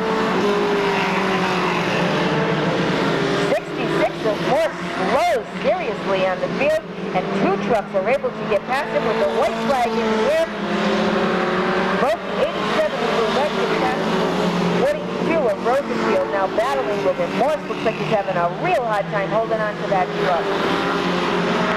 Checkered flag is out. Brian Clark in the number 21 takes down the win, followed by the number 87 Tracy Ouellette, Richard Morse in the 66. Mike Brayton in the number 27, the 42 of David Rosenfield, the number 12 of John McHugh, and truck number 84 of Bernie McDermott. There you have it, truck consolation event. Next up, everything that will be taking place here on the DAV Memorial Columbus Day weekend. Of course, you know that we will be featuring a 100-lap Pro Stock Open competition event in conjunction with NEPSA. And that would be a very, very interesting show, to say the very least. And then we will have the crowning of the champions in the Sportsman, Street Stocks, the Sports Trucks, and the Formula 4s. That all taking place right here on the holiday weekend. Street Stocks rolling out for their first of 2 consolation rounds. And as my calculations show me, unofficially, this is the points according to me, that Rick Martin needs to finish no worse than 15. No matter what Chad Chase, or Wayne Dion, or Matt Dewey, or Billy Manchester, or Dave Hutchins does in the feature, that, of course, that's unofficial. Don't go by my word. Just adding up the points as they come. 15 points to the heat winner, 14 for second, 13 for third. That's the run down there. And for the feature, it goes from 50 to 48 to 46 to 44 on down the line, minus 2 points each position. So the Street Stocks out for their first of 2 consolation rounds. On the pole, car number 81, the Red Wing Shoes, Francisco Morgado, Asphalt and Concrete, number 81 for Bruce Rigo. Second, the Aldi's Offshore Properties, number 62 for Steve Siston. Starting third is the Pittsburgh Paints Willis Race Cars, 116 for Jim Sylvia. Outside of Jim, the 3D Rigging Oliveras Oil Company, number 47 for John Belmont. Gary Wainwright is fifth in the KTSI Trucking Circle Performance, number 89. Outside of Gary, Ted Bernard in the number 49. Joey Silver is back with us again, the Wiseman Roofing Wright Auto Parts, number 40. Outside of him, the G-Lopes Construction Ferreira Auto Salvage, number 26 for Peter Fernandez, the 4th. The number 2 of Chris Rio, the Fall River Towing, number 2. Danny Gamache Jr. in the number 92. And Nancy Sherman running out the field as we get the green. Rigo takes the lead about a quarter of a car length ahead of the 116 of Sylvia. Belmont having some problems in this consolation round early. 4 cars will make the move up. At 4 cars will make the move up, the rest will have to go home. Off of turn 2 they come, Rigo and Sylvia, 1 and 2. Siston holding on to third, Wainwright for 4th. Here comes Fernandez on the inside, looking for that 4th and final qualifying spot. Hangs the back end out, and do it that time, but there's still plenty of racing left in this consolation round. Rigo continues to set the pace, about half a car length ahead of the 116 of Jim Sylvia. Siston holds on to third, and the battle continues between Wainwright and the 26 of Fernandez. Fernandez can't get it done that time either, as the 89 gets a run on the outside. Siston's got a problem. He drops off the pace. Belmont trying to squeeze in underneath as the 62 of Siston came down on him. Down the front straightaway they go. The top 4 pulled away from the rest of the field. The 81 of Rigo, the 116 of Sylvia, the 89 of Wainwright, and the 26 of Fernandez. Belmont gets 5th, 1 spot out. Halfway by this time by for Rigo, for the 116, 89 and 26. They'll run nose to tail off the second corner. Fernandez looking for a way by, trying to get off the bubble. Wainwright right there being able to hold on to that position, keep them at bay. As Belmont slides up to one, a lot of smoke coming off the right rear of that car. That looks like a little more than tire smoke on the 3D rigging of the 47. A lot of smoke billowing out of that car. Off the 4th corner, come you lead us, the top 4. Run under it, Rankin. Now Fernandez gets a run underneath the 89 of Wainwright, and Belmont gets the black flag, and it looks like that smoke is coming out from underneath the hood of Belmont's machine. Battle for third now as the 2 to go signal comes up. Rigo slides up a little bit. Sylvia gets underneath him, just not enough to shut the door. Wainwright gets a run going on the outside. He gets by Sylvia. He's come to his door. They run door handle. Through 3 and 4, one more time around. Rigo sets the pace. He's got one more time around. Wainwright now settles in for second, about a half a car length ahead of Sylvia. Off the second corner, looks like Rigo slowed the pace enough for Wainwright to catch up on the outside. Speeds it up a little bit off the corner, and Rigo tries to hold on around to the 4th corner they come, and Rigo takes down the win. Gary Wainwright in for second, the 116 of Jim Sylvia for third, and the 26 of Peter Fernandez, the 4th, will finish 4th in the 4th and final qualifying spot. That's Pro Stock points, looking them over, tallied up from the heats. Rick Martin was able to gain 1 more point on Chad Chase, 711 to 694. Of course, this is all unofficial by my tabulations.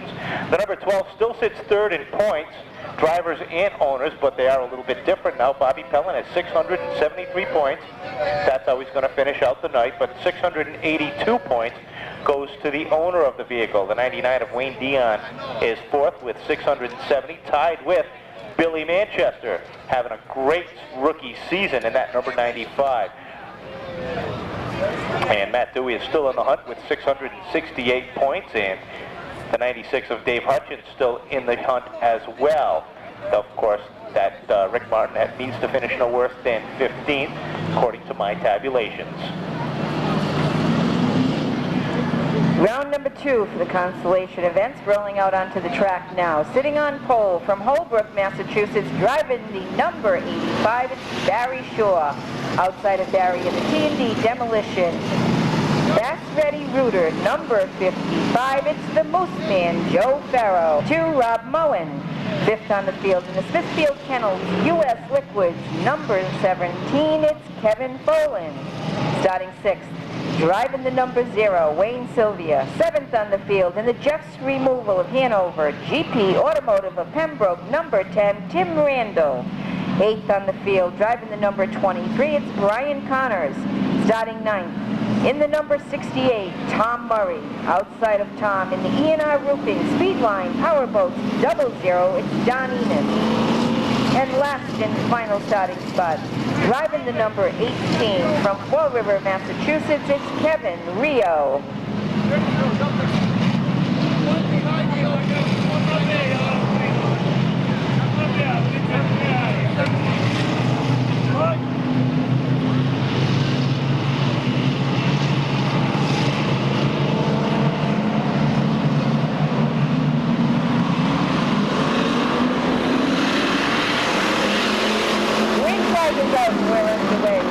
Street Stock consolation event as the 85 of Barry Shaw battles it out with the 59 of Farrow. Shaw in the 85 pulls slightly ahead as they come down off of the 4th turn. Coming down the front straightaway, wheel-to-wheel action. The 85 of Shaw still just a little bit ahead of the 59 of Joe Farrow. It looks as though these two individuals have tied bumpers.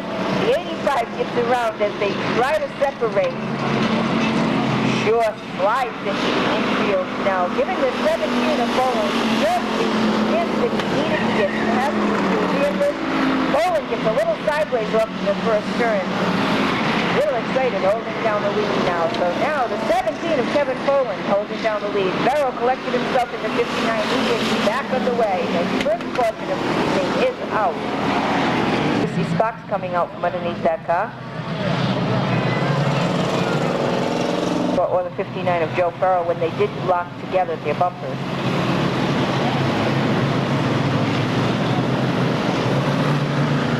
They will be looking at these gentlemen as they pass. Rick Martin loses the championship. He's got to finish no worse than 9th to win the championship. If he finishes 10th and Chad Chase wins, well, the title would go to him. I'm sure you just made Chad Chase feel a lot better by correcting that statement. Yeah, I'm sure he's going, wow, that's 5 more spots I can get on him. So he's got to finish within 8 positions of Chad Chase to win the championship. If he finishes 9 out, that's 16 points. He'll still win it by 1. If he finishes 10 points out, 10 positions behind, that's 18 points, and that's 1 point difference. Well, I'm sure everyone wants to stay around this evening, even though the weather is a little cool, because the crowning of the Pro Stock champion will take place right here this evening. Go to the concession stands and pick up a nice hot cup of coffee or a hot chocolate, both being served right here this evening. To go along with that, I think some fried dough might taste pretty good, or if you're hungry, of course, we do have a number of different sandwiches to choose from. Kevin Folan sets the pace this time by Kenny Isimone looking him over. Green flag in hand. We're underway with the second Street Stock consolation round. What remains of it? Kevin Folan gets the bite coming off the 4th turn. He is holding down the lead. 32 of Rob Moen now sits second on the field. The 00 of Don Enos runs 3rd, but 85 of Barry Shaw sits 4th. That's the final championship spot at this point in time, but anything could change before the conclusion of this Street Stock consolation round.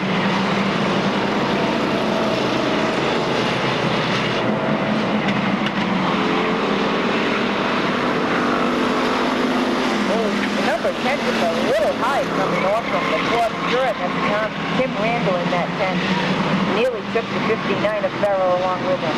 Halfway marker will be shown this time by Kevin Folan continues to set the pace, and the three has just come from a eight-car phone up into the entrance to the pit area there. We'll be keeping an eye on that.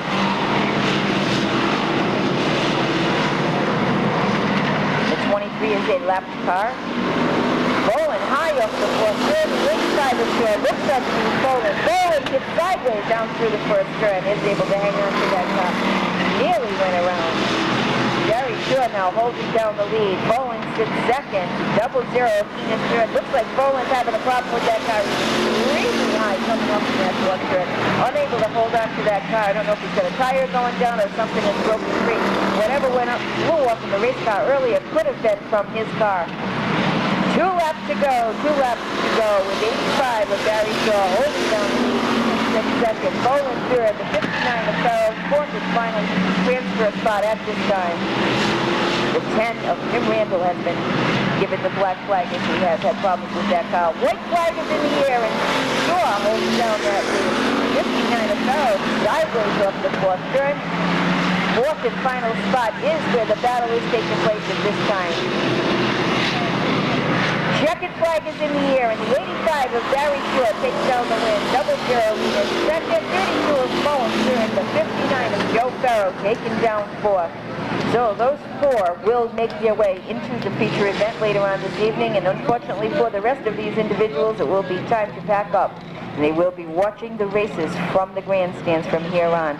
Their final opportunity to race here this season, of course, will take place at the D. Anthony Vendetti Memorial. That's the weekend of October 10th and 11th. And as we've been telling you, and we would like to continue to remind you, advanced ticket sales are taking place here this evening. If you'd like to purchase your tickets, you can do so by stopping at the front gate and seeing Donald. He does have them available.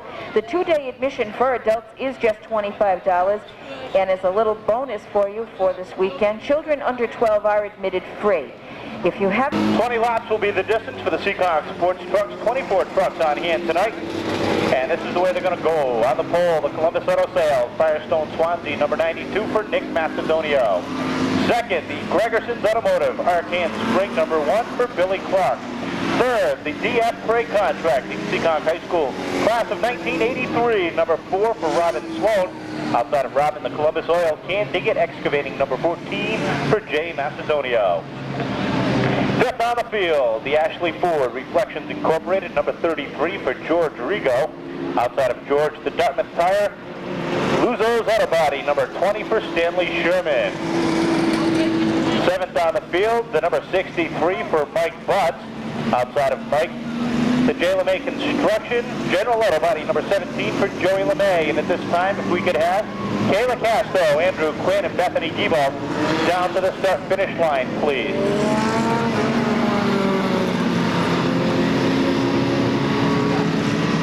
Truck feature. We will have the Seekonk Speedway Bald Hill Dodge 1998 Dodge Intrepid pace car out on the field, driven by our own Dave Pagano.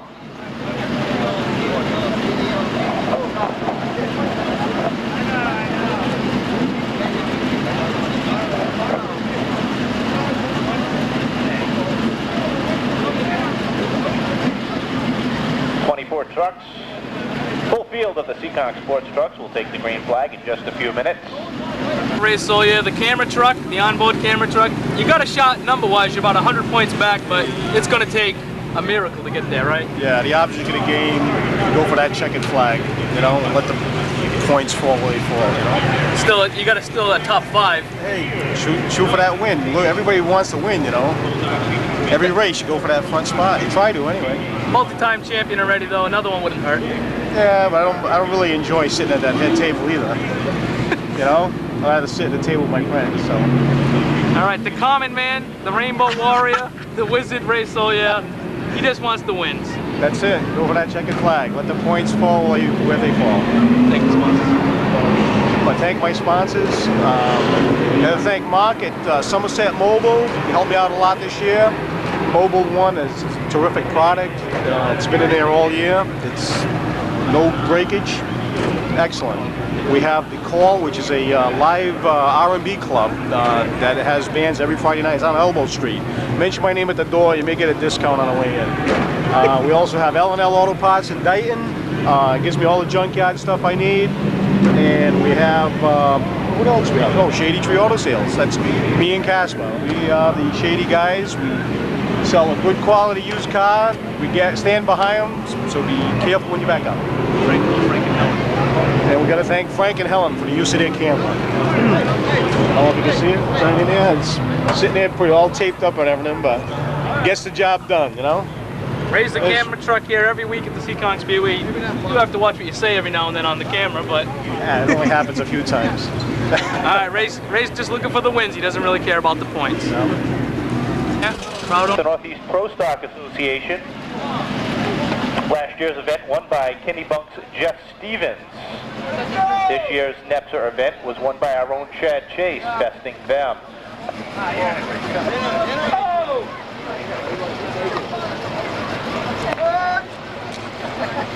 Also the Northeast, along with them, the New England Legend Cars, the Northeast Midget Association, and the Pro 4s will be on hand as well. Tell you a little bit about that in a moment. At this time, I'd like to ask you all to please rise. And gentlemen, please remove your caps as Nadine Durrett sings our national anthem.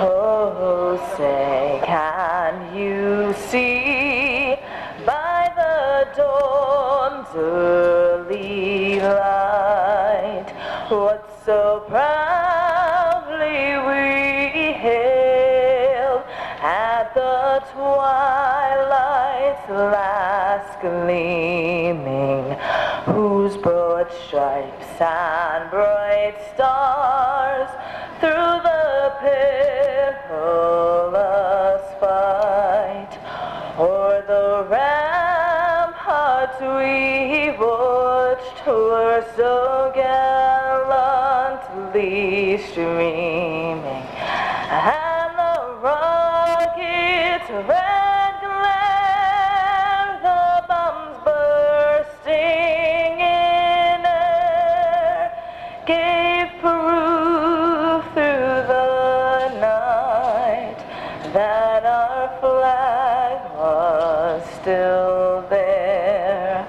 Oh, say, does that star-spangled banner yet wave o'er the land of the free and the home of the brave?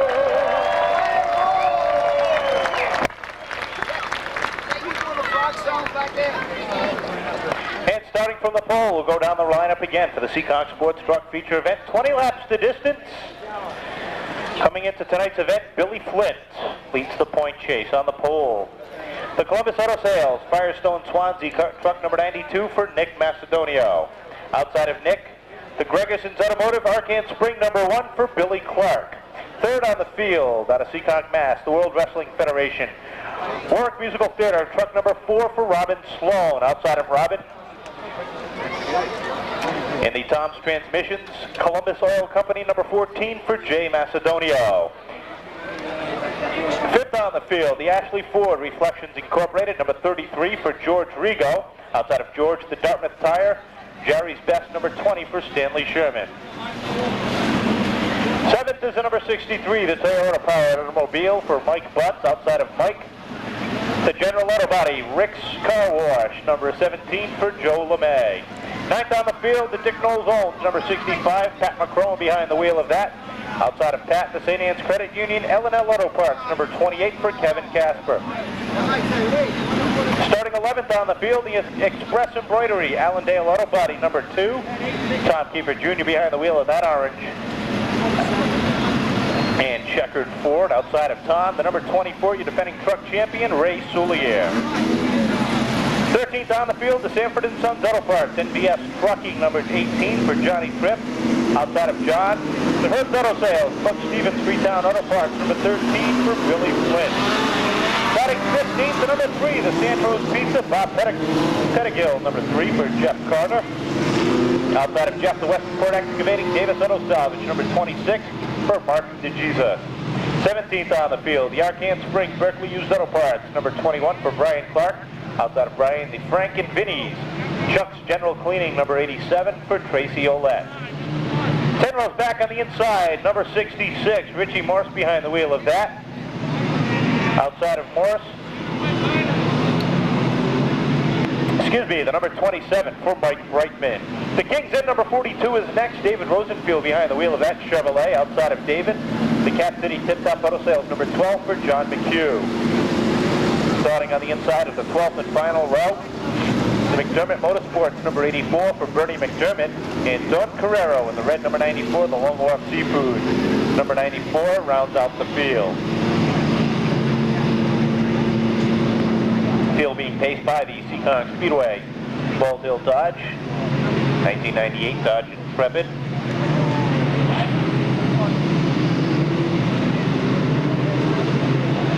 And the clinch green flag given to the field next time by, looking for a green flag in this 20-lap Seekonk Sports Truck Feature event. Points are tight in this division as well as the others. Billy Flint leads the chase into tonight's racing action.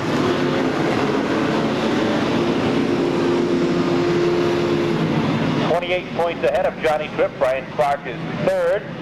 About the only three drivers mathematically with a chance, along with Ray Sulia, has a mathematical chance as well to become the 1998 champ. Looking him down off the corner, Kenny Isimone eyes him down, Macedonio and Clark. Green flag is out and we're underway.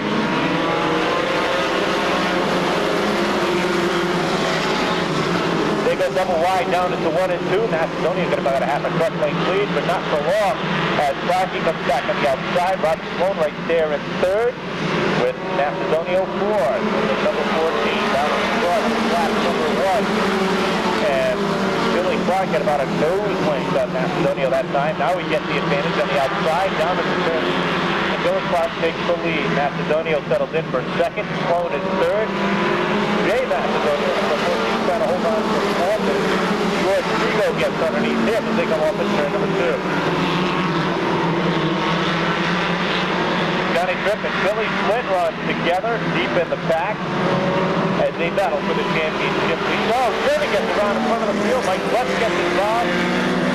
Ray Sulia's almost involved. Tracy Olette does get involved. Kevin Johnson does get involved. We've got debris on the field. So does Macedonio. That side's out of the racing groove. And we say a debris.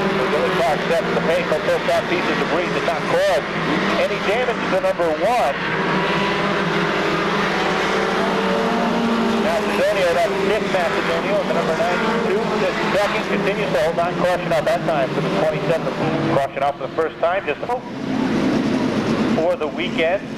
If you're coming down for the weekend and not camping, I'll be sure to call the local area inns, hotels, and motels, because they do fill up fast. Let me tell you, that is a weekend coming up in just 2 weeks. We've got people coming from Canada to New Jersey for this event.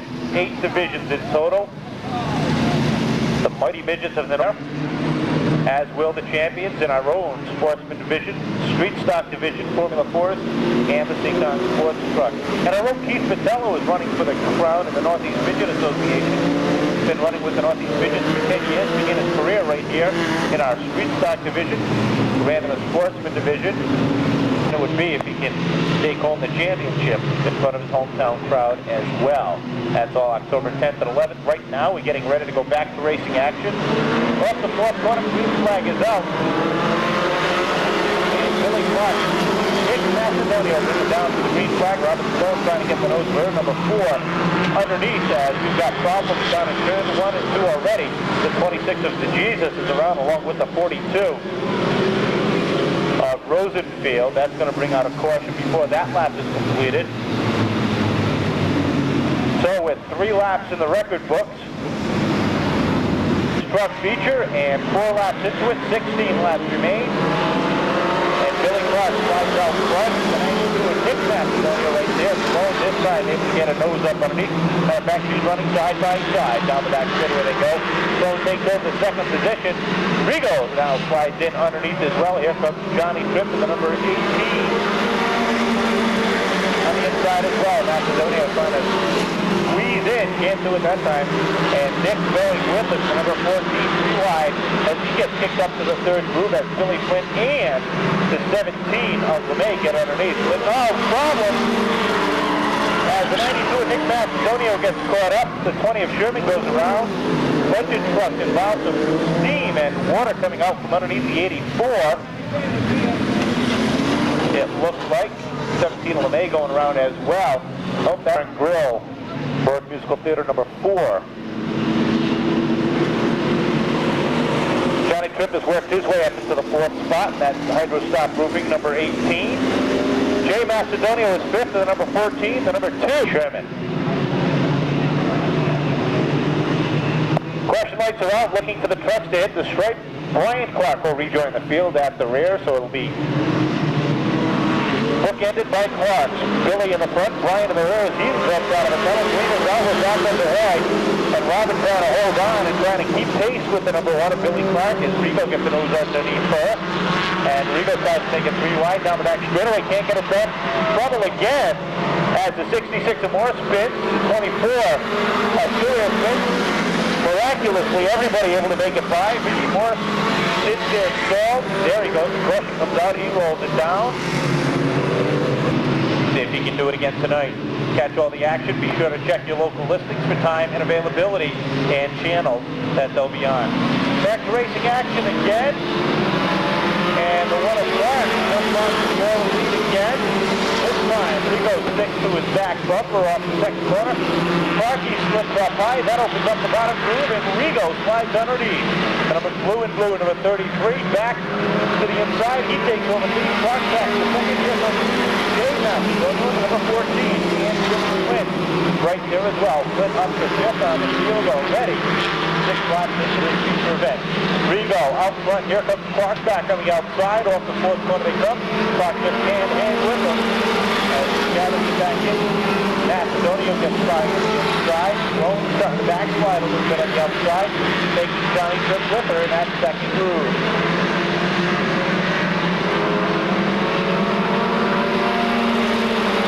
Macedonia now moves his way up into second. Here comes Flynn up into third.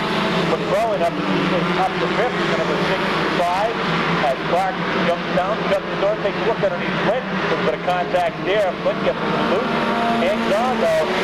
Sloan now back on the outside as she tries to get the momentum going. Which she lost there. She's got a problem now as she backs off the throttle. The field goes by as we come across the halfway point. 10 down, 10 to go. As the 33 of Rigo sets the pace as the truck breaks ahead of the 14 of Jay Macedonia, Robert Sloan. Slows that truck down in turn number 1, and that's going to bring out a caution in this feature event. So, as the truck comes out, the trucks get together, that's the 27. It looks like the 28 of Macedonia, row number 1. Kenny Simone lets him go, and we're back underway. Rigo going to have a truck like speed as they come across the start-finish line. And now Johnny Tripp goes around, as does the 27 of Brightman. The 2 of Kiefer gets involved, the 92 of Nick Macedonia. One more time, we're back under caution in the Seekonk Sports Truck feature event. Rough night for the trucks, unusual. Hot coffee as well as hot chocolate available. And if it's not included to that, of course, we have the popular Ford, the same Ford here. We just ask that you don't drink and drive.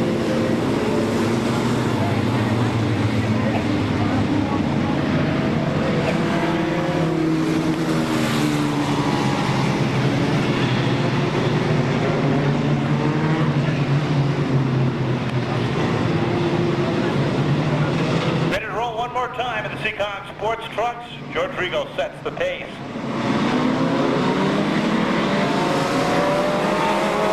Off the 4th corner, he sets out front right where he takes off.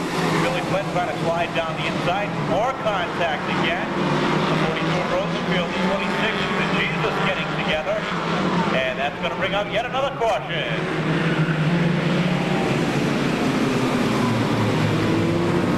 Mario, and of course for the automotive spot meet. If you want to bring a six-pack cooler, you're more than welcome to. We just ask you to please not have anything glass inside the cooler and no alcoholic beverages, and they will be checked. Once again, six-pack coolers are welcome. And went out and finished third in that event, so definitely did not scare the bejesus out of him, as they say. Getting ready for racing action one more time. Rigo and Macedonio continue to set the pace off the fourth corner. Gives a pump fake, waves the green flag, runs away. And Rigo sets the pace. Macedonio second, quick to the inside, right in the open position number 3. Out of turn 4, they come Rigo and Flint 1 and 2. As Flint takes a look to the inside, can't get it up that time. As Rigo's in, we shut the door. Run out of back bumper. Macedonio back to third. McCrone is up to the fourth with Flint running up the top 5. Johnny Tripp deep in the back trying to pass cars. Takes a look to the inside of McHugh. Couldn't get it done that time. Try to get over turn number 4. Up front, the top 2 trucks are starting to pull away and trouble off turn number 2 as Lutz goes around to the number 63. Keeps it rolling. Hey, we stay under green. Continues to set the pace to 13. But Billy Flint hounds him down the back straightaway, takes a look to the outside, and they get down to 3 and 4. Off the fourth corner they come, and Rigo all alone out front. 13 of Flint.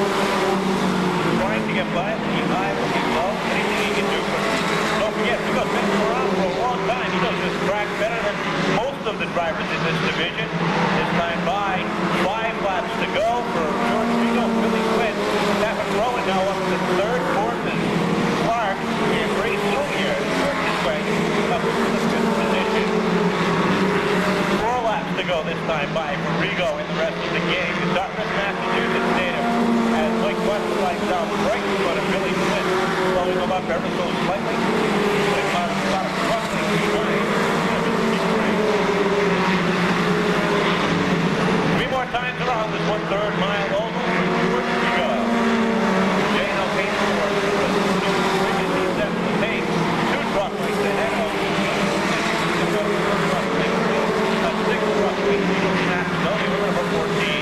Gonna go this time by Rigo.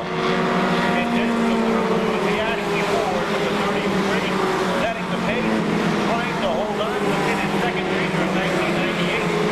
Martin is down to the bottom of the way. White flag in the air, one more time around. And Billy Flint has his point lead in 1998. 3 and 4, George Rigo comes to the Dartmouth, Massachusetts native, takes down pin number 2, finish second, Macedonio third, McCrone fourth, and Ray Soulier just edging out the 1, Billy Clark fifth, 6 will be the 87 Ratio left, Sherman 7th, Casper 8th. And that's your top 8 tonight's Seekonk Sports Truck feature event. Of course, that is all unofficial, but take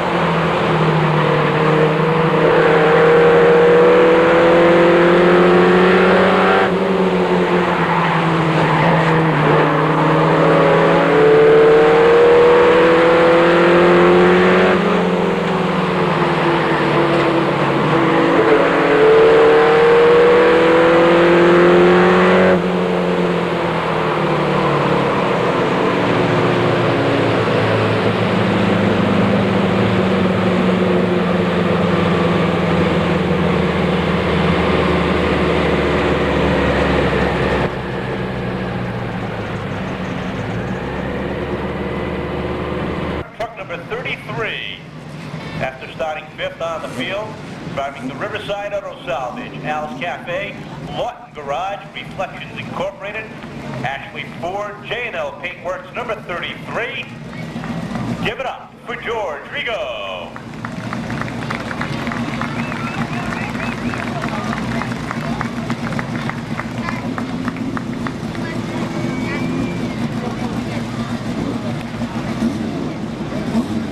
Victory Lane visit number 2 for the Dartmouth, Massachusetts native, the Al Pitts Leon, number 33.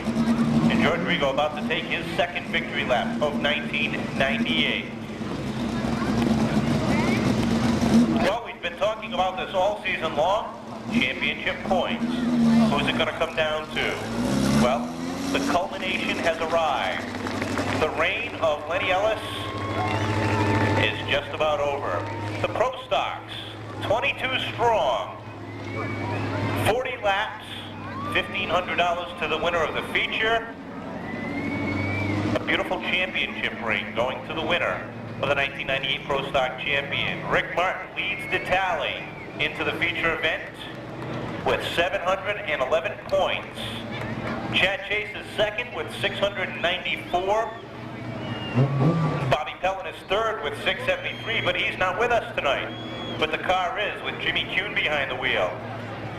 The young car itself has 682 points. Still sits third in the chase. Wayne Dion is fourth, tied with rookie sensation Billy Manchester with 670 points. Matt Dewey is 2 points behind with 668. And Dave Hutchins with 666. One more time, ladies and gentlemen, give him a big round of applause. Tonight's Seekonk Sports Truck feature winner, George Rigo. All right, George.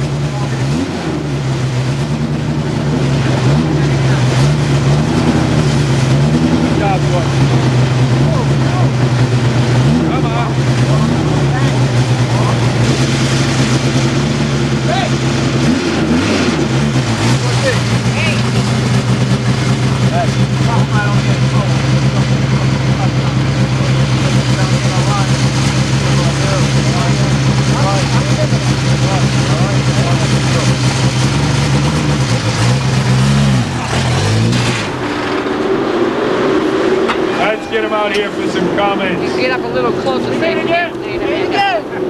I love it. It's good. Hey, good job, George. Hey, Jerry. Here you go, George. Hey. Congratulations on yet another win. Yeah, it feels good. I tell you what. We came here tonight, and this truck was junk, believe it or not, in the first warm-up, and we made a few adjustments. And it got better for the second warm-up, and we had to make another adjustment for the heat. And I tell you, after that, man, it was good all night after that. So I'm happy. I'm happy for the crew. I'm happy for the sponsors. Ashley Ford, Reflections, Al's Cafe, M&M Tires. I don't know who else I might have missed. J&L Auto Body. My crew. I mean, and Bob Day for building a good engine. Builds a good engine. Well, I'll tell you had a Bob Day engine chasing you around there, too, with Mr. Flynn, who was right behind you most of the way. But it seemed that you two guys were in a dead heat. He couldn't quite make up the ground, and you couldn't quite escape. Yeah, Flint, he's a good driver, you know. He'll race you clean from what I can see. And, hey, you know, we just beat him here, you know what I mean?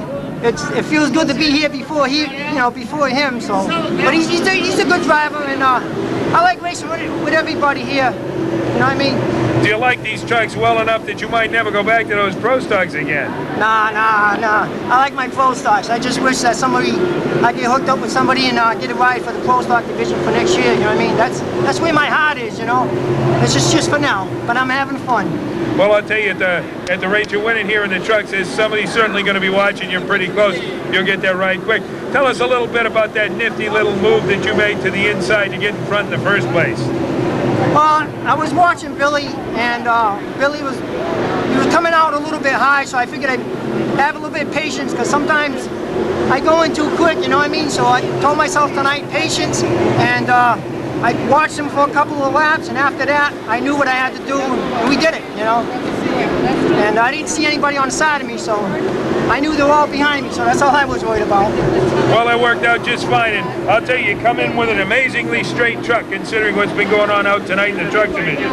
Yeah, I'm glad for that, because last week we had it pretty banged up, but we got everything together, and it just worked out great for us, the crew, the sponsors. I'm just glad for everybody. And I just want to say special thanks for my car owner right here, Al.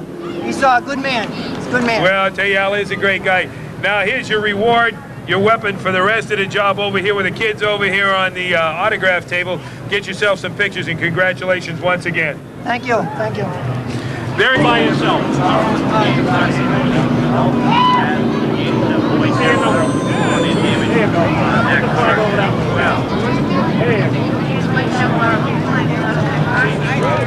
Okay, you through it? Yep. You want the whole crew? How long you need a kid? The owner of the driver first. The owner of the driver. Hey, John. John. This is the crew. Hurry up. Come on, Ryan, the crew. Move it. Get the crew in here. Get down. John, over here. John. You light up just a little bit. Too much? No, that's good. You get right over a little bit over there. Just don't block the sign. Okay. Close. There you go. That's good. Let's get the kids, man. Hey, John. He wants to have an interview. They want an interview with you over here. Go ahead. Go ahead. What am I doing? You want an interview over there. Do you need more pictures or you're all set? John. Hang on for 1 second. I want to get one more picture. Go ahead. I don't know if you down.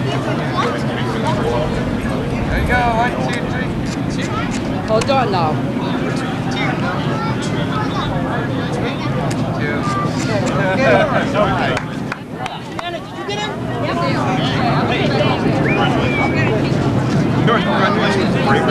Yeah, thanks. It was a real good race. We came here tonight to jump for the first warm-up and worked on the truck all night. And it got a little bit better in the second warm-up. We made another adjustment for the heat, and after that, it seemed like it was so done, so we just left everything alone. Yeah, a lot of yellows out there today. A tough track.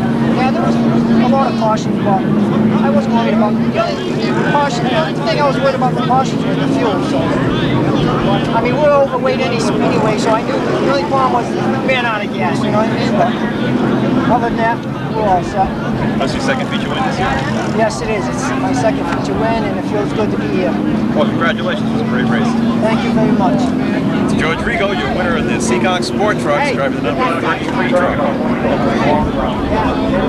Hey. But I think you brought one down there, you know. Yeah, you told me about something. A mini.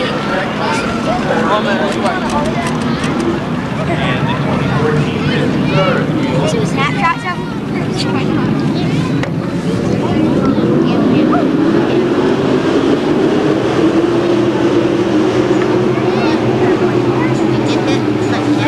Thanks.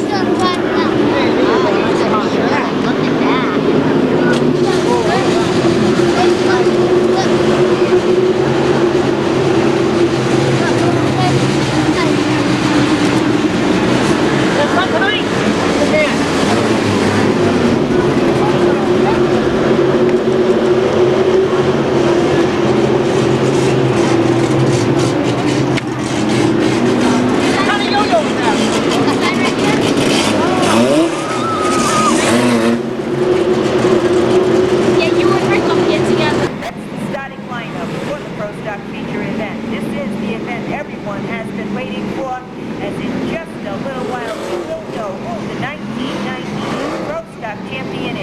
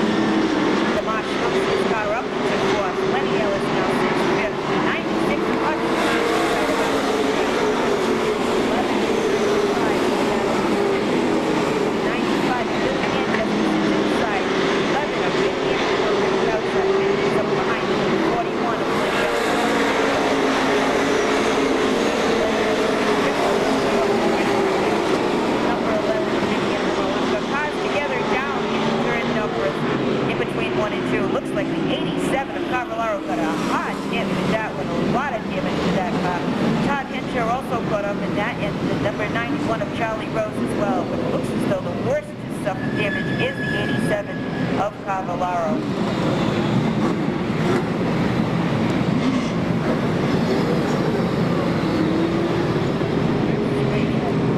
I think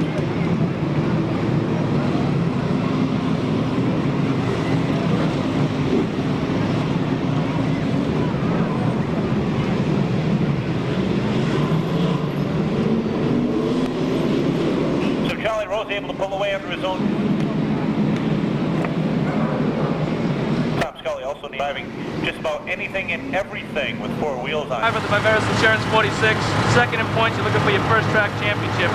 You got to go after Rick Martin. There's probably nobody tougher to go after than Rick Martin. I don't know. He's not that tough. we can do it. We got a good team, good car. It just seems like the last couple of weeks the bad luck's followed you. You shake the bad monkey now and just get the win tonight. The win's what you need. Yeah, we shook the monkey. We get the monkey silly. We beat him up silly at the garage. Up and down the stairs, we whipped him off the walls. We had a hell of a time with the monkey, but we got him off our back now. We're all ready to go. You asked for that. Yeah. We've got a good team here with the Viveris Insurance car. We've got a lot of good sponsors. Bella Insurance, Calvin Brothers Auto Supply, Global Glass, Giant Glass, Red Wing Shoes, Precision Racing Engines. A lot of people to thank. Good year. We've had a great year. We've won 7 races here. We won a race up at the. Looking to kick it off with a win here in the heat race and a win in the feature. And hopefully the points will turn our way, you know. All right, Chad Chase not showing any pressure. He's just having a good time. If you're thinking about that special Christmas item, why not pick up our owner point standing?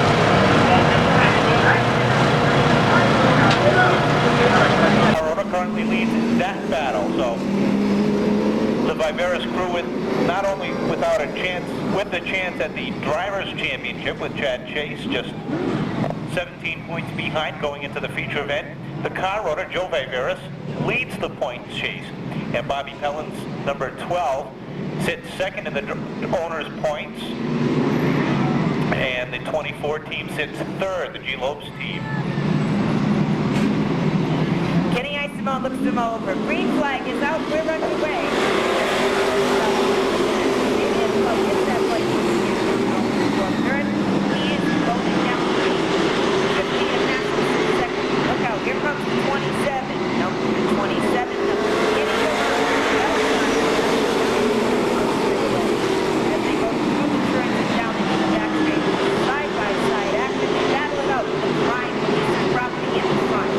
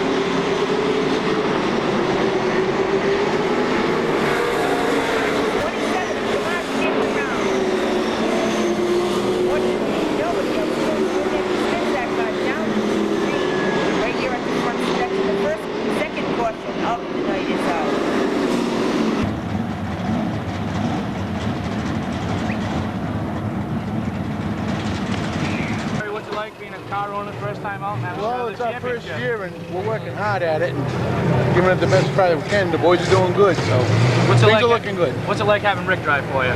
Well, since we made the switch, it's been great. Rick's been running a lot of races, and we're enjoying it. We're enjoying it. You started 8th, you finished 3rd in the heat. How's the car? You got a shot at winning tonight? I think so. I think so. I wish you the best of luck. Thanks for coming here to Seekonk. All right. Thanks a lot. Driver 24, G. Lopes Pro Stock. Rick started 8th in the heat, finished 3rd. How's the car? Finished 2nd, actually. Finished 2nd, I'm sorry. We gained 1 point, and 1 point's crucial. Felt pretty good. It was a little loose. We're going to make a few adjustments, and just going to keep out of trouble in the feature and just try to finish in one piece, top 10. Any difference driving for the Lopes guys compared to having your own car out there? Yeah, it's a big difference. You got a lot of manpower in here compared to I was doing most of the work myself on mine during the week, and with this car, plenty of manpower and makes it a lot easier. I can concentrate on driving. I see you took some of the guys who used to work on the 14 and 94 over there with 24. Everybody getting along, working well together. The car's out front. Yeah. Wish you the best of luck tonight. All right, thanks a lot. Thank you. You're recording now, huh? No, we do everything we can, you know. I feel up for Tiger's afraid to come see you. No way. 15 laps are in the record books. Still a lot of laps left to unwind before we crown the 1998 Pro Stock champion. We're underway once again with the remainder of the Pro Stock feature event. Eddie St. Angelo, Mike Castle, side by side, down the front straight and into the first turn. As they come down the back stretch, St. Angelo takes over his lead one more time, and leaving Mike Castle in the dust to battle it out with Jimmy Rosenfield. Rosenfield has hung in there right up against Noah as he did start second on the field. He wants to stay right where he is. He likes that position. Hassel now back into third. Hutch is in the hunt once again as he has gotten past the 95 of Billy Manchester. He looks to the outside of Hassel. Hassel closes the door. They come down the back straightaway. They're running in single file. Not for long. Dave Hutchins moves that number 96 to the outside once again. He's hoping to get past the number 15 of Mike Hassel, move up into third, so he'll be a contender for the main win here this evening.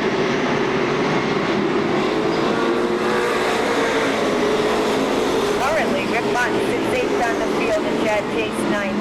Chad now looks to the inside of Jimmy Kewen in the number 12. He's moving right up on the bumper of Radical Rick Martin in the number 24. So the battle continues for this points championship. While the battle for the lead takes place with Eddie St. Angelo holding down that lead, the 44 of Rosenfield hoping to take it away. Halfway marker this time by, halfway through the Pro Stock feature event.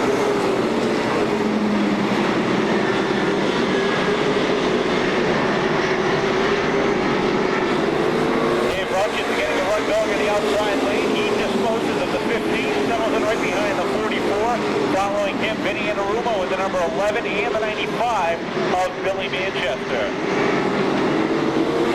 Eddie St. Angelo did a great job of pacing the field, and here last week's feature winner, the 02 of Matt Dewey, now on the bumper of Radical Rick Martin. He'd love to get up here and take down a second win, but is there enough time? There's an awful lot of traffic out here as this Pro Stocks go bumper to bumper, wheel to wheel. Well, it looks like Rick Martin is fighting an ill-handling race car as Chad Chase has just gone by on the inside, as has Jimmy Kewen in the number 12. Chase now looks to the outside of Wayne Dion, trying to put some distance between he and the Radical one. The last thing that Rick Martin wanted to have to contend with here this evening was a race car that was not going to cooperate with him, and it looks as though this car is just not cooperating. Look who's coming on, looking to the outside of Jimmy Rosenfield. Coming down the front straight is Vinny Inarumo in the Baker Tractor, number 11. Inarumo once again hooked up. It took him a while to get to this point, but since he has gotten this car dialed in, he is just incredible out here on the field.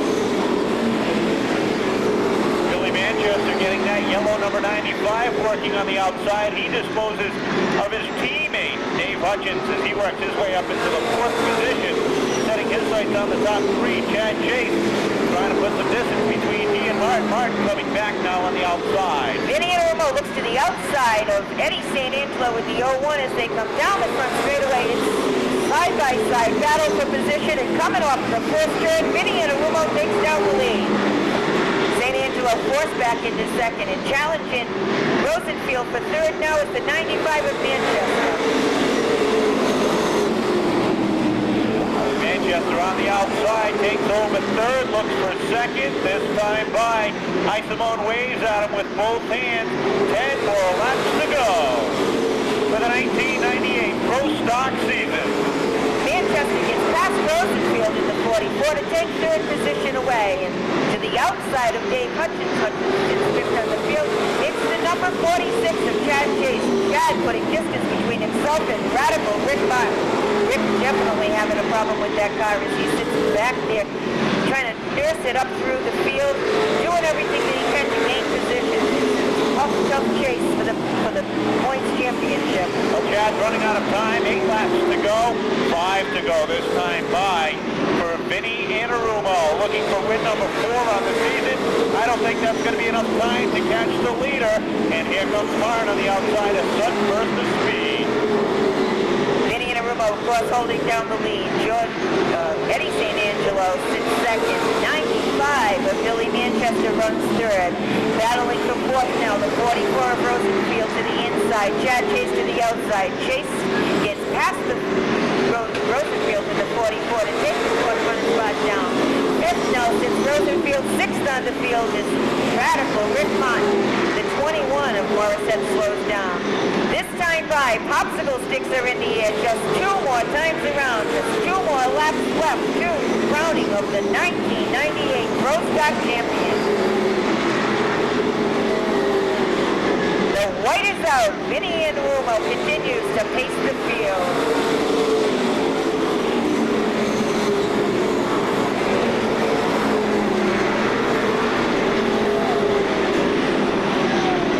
Flag is in the air. Vinny Anarumo takes down the win, followed by St. Angelo, Manchester, the 46 of Chad Chase, the 24 of Rick Martin, 44 of Rosenfield, 96 of Dave Hutchins. And what a race it was, all the way to the finish. And unofficially taking down the 1998 Pro Stock track champion, joining the list of 3 championship trophies in his case, unofficially is radical Rick Martin.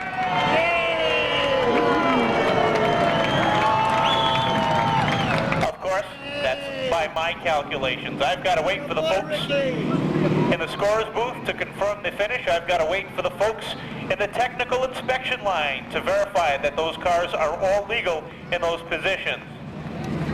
But taking down the win here this evening, driving the Baker Tractor JCB, Levex Tree Service, Jack's Auto Salvage, Motion Motors, American Paving, Firestone Tire of Swansea, number 11, it's Vinny Anarumo. You know, Ginny, we're talking about the point chase. They said I got to soften my tires. Up their ass. Up their ass.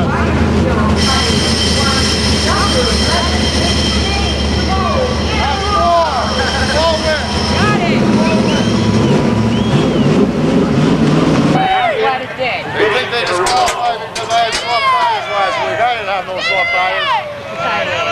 I didn't have soft tires. They won't let me prove that I didn't. Well, I went out and proved that I won. There you go. There you go. I've never been caught cheating in my life. Huh? I've never been caught cheating in my life. I'm not going out. Okay. As long as everybody's happy, because I'm happy, I showed them. 4 new tires tonight. David checked them before I put them on the car. Good going, Vinny. I don't cheat. I don't have to cheat. Well, certain people think I have to. You got the last 3 laps, I hope. Oh yeah. Yes!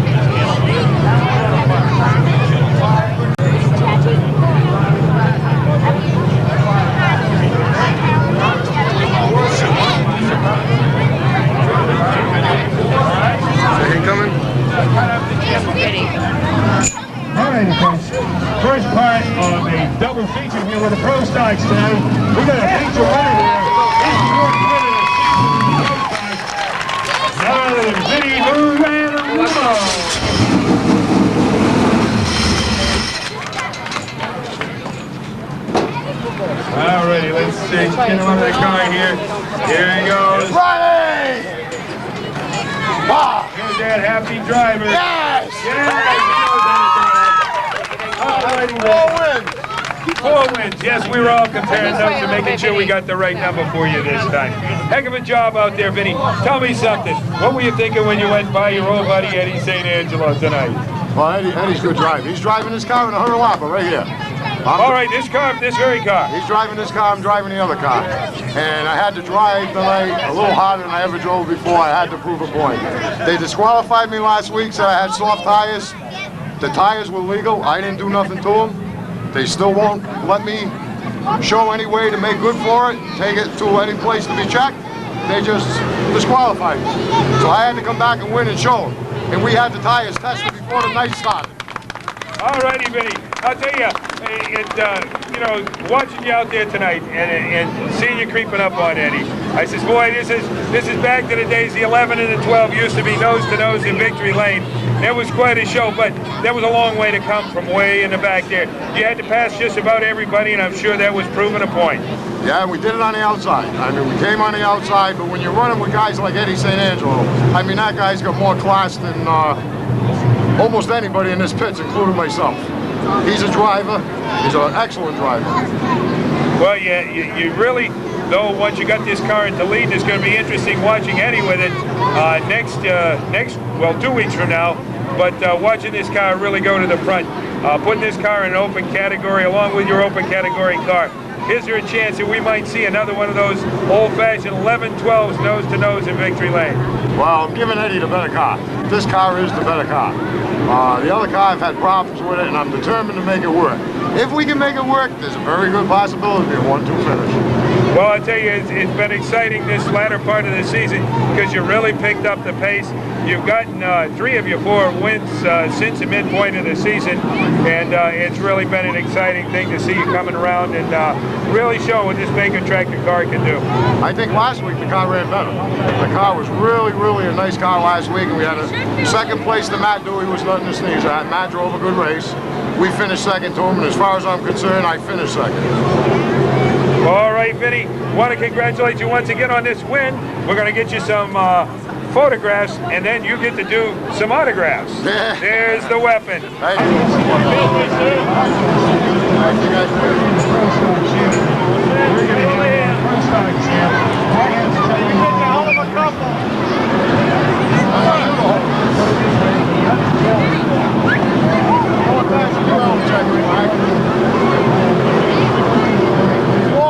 Four wins, yes. Just you, man.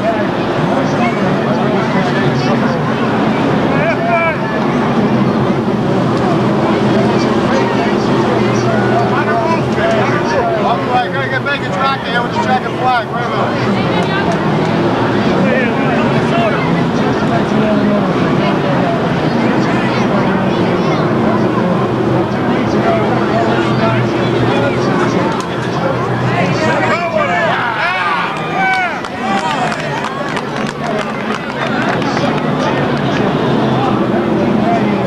Come on, guys.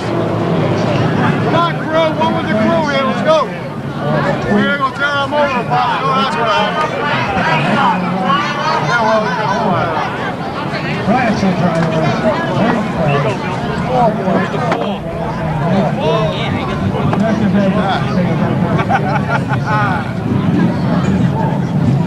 I drove my butt off the lake. This car was far for handling. Oh, it was pushing, it was slipping. It was pushing, it was slipping. And I just drove it harder. Come on, Joanne, everybody, get in here. Was it better? Get in there. Get in there. Hey, where up? You. Where up? Oh, wait, 1 minute. Let me get this light. Come on, turn this light up. Okay. I did so.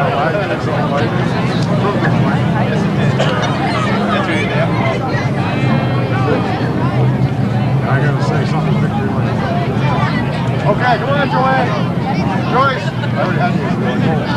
That one, I'll go on that one. I'll say that. Oh, we need a family one. It's hot. Lisa. Lisa, get over here. Get in there. Where is he? Lisa. Will you get this one?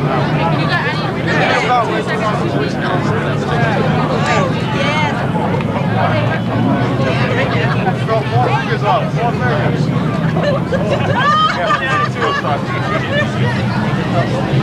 Waiting up.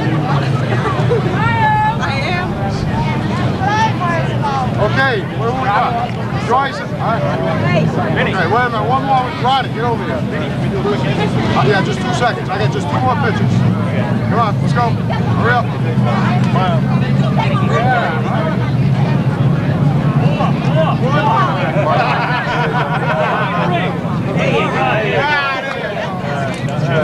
Okay, come on, hurry up. I gotta do what I need to do. Come on, Joyce. Everybody get over here. Everybody get in here. Come on, get in here. Hey, walk, Bingo. Walk, Bingo.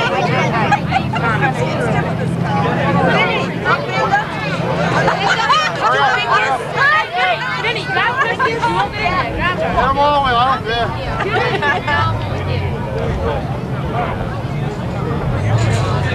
I know. It's so black. You can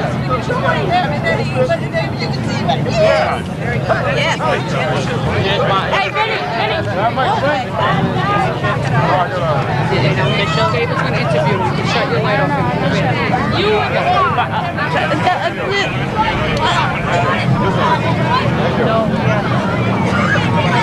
Hey, can we get on camera somewhere? No, we have. And Pepsi don't even sponsor me. No, they sponsor somebody else. But it should be nice if Pepsi did sponsor me. There you go. Vinny, that was a touch from me. Told you're going to win today. Thank you. That's okay. Anytime. All right. We're here with Vinny Anarumo, the winner of the Pro Stock feature tonight. Vinny, that was a great race. You and Eddie, didn't you? Oh, man, Eddie go back a long time. Eddie San Angelo is a touch of class. I mean, that guy's a race car driver. You can run alongside of him all day. And he's driving this car in the Hunter Whopper 2 more weeks. Well, you must be happy to see it win then, huh? Yeah, he likes this car. He's been driving in the warm-ups. And if this car suits him better than it suits me. Now, you ran really well in the heat race, so we were kind of keeping an eye on you. You did well. Have a premonition you're going to do well in this race? Well, I had to prove something. They disqualified me last week over something that I didn't think was right. I was legal. They disqualified me, and I just had to come back and prove that what they disqualified me for was nothing. Well, one thing you never have to prove is that well, I'm glad somebody up here fixed that anyway. Vinny Anarumo, folks, winner of the Pro Stock feature here at Seekonk Speedway.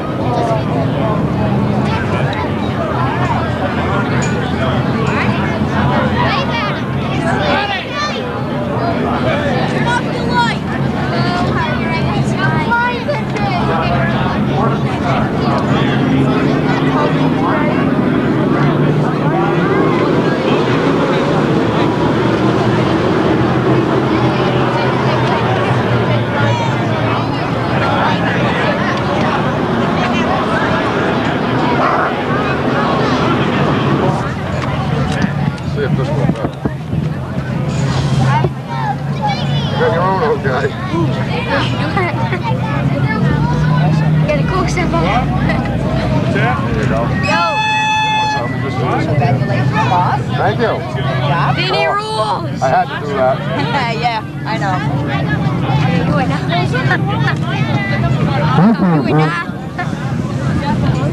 We're back on the very verge of the coronation of the Seekonk Pro Stock champion.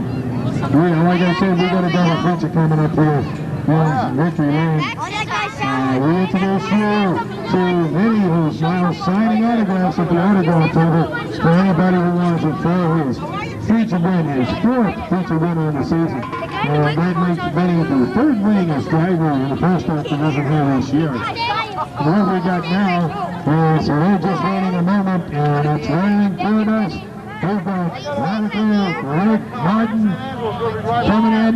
We have a number 24 T-Lips construction car, and he's going to be crowned the Seekonk Pro Stock champion. We also have Mr. County Sheriff Tom Hodgson here to present a trophy on the...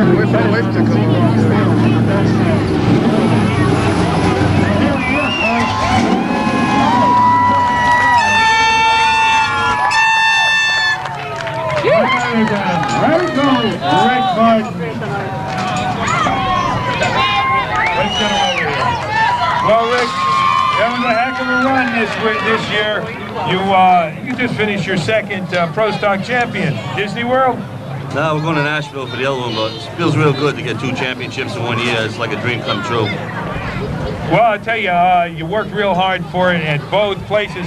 Nobody was leaving you alone till the last race of the year. You had Kuhn 2 points behind you at the end of the season, and you had Chad just 15 points behind coming in tonight. I mean, it's going to be deja vu all over again. You've been that way for the past, what, half a dozen seasons anyway at both tracks. Yeah, sometimes it's easier to be the chaser when you're ahead. They're all gunning for you, and it's tough to know you just got to finish, keep your tires on, keep the car together. But you guys all ran me clean, and I appreciate it. Well, I'll tell you, this is a new one for you. You're finishing the season here in a G. Loeb's car, and we did a little talking. You might give the fans an idea of what this has done for you in chasing the championship here at Seekonk Speedway to have freed yourself of the responsibility of your own car. Yeah, it made it so much easier. There's just so much manpower here to help me do everything. I mean, everybody's got a job. They all do it good, and as you can see, we get the job done. Well, I'll tell you, you can see it just in the way the car looks, because it comes back after a particularly disastrous week looking like it's brand new all over again. Yeah, these guys put 120% in all week, so when I get in here on a Saturday night, all I can do is to do my best, you know, just to pay back for them, because like I said, all these people standing behind me, I wouldn't be here without them. Rick, I'll tell you, but you know, in the past 3 seasons, you've won a championship at one track or another. Once again, this year is the year that you're taking a championship at 2 tracks. Not a lot of drivers can lay claim to that in any kind of, or any sport. And I tell you, that's a tremendous achievement. Do you have any kind of a reflection on that? Well, actually, driving's the easy part. That's the fun part when I come out here and drive the cars. During the week, just the dedication. There's so many people dedicated in this car, sponsors and crew. I mean, without these people, I wouldn't be doing this. Well, I'll tell you, it's a real credit to you. It's a credit to your crew. It's a credit to all the people around you. And you do have a big following. You can see them all out there right now. And you gained yourself one more fan. I want to introduce Bristol County Sheriff Tom Hodson. On behalf of the Sheriff's Department, he's brought you a special trophy tonight for the Pro Stock Championship. And let's get a couple of words from the trophy presenter, the Sheriff himself. I mean, Sheriff, usually we're used to the Sheriff taking a speeding car and saying, "You in a heap of trouble, boy." What do you have to say tonight?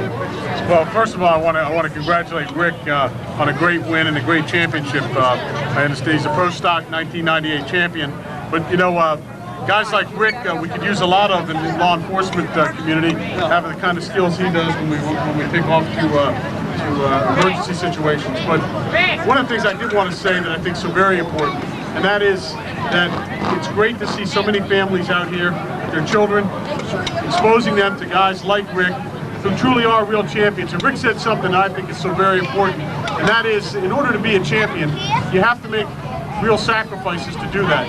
He talks about the fun in driving, but that takes a lot of skill, and that didn't come overnight. There's a lot of commitment on his part, but importantly, he also talked about the fact that he was able to have so many good people around him during the week to be able to provide him the support he needed to be a champion. And that statement in and of itself speaks, I think, to his character and what champions are all about. He recognizes that there are other people there for him, to support him, and I'm sure they're happily there because he does recognize them, and that, again, as I said, is what character of champions is all about. He's a great champion. He deserves to be here. I want to congratulate him, and I'm happy to be able to make this presentation tonight. Congratulations, Rick. Radical Rick, that is.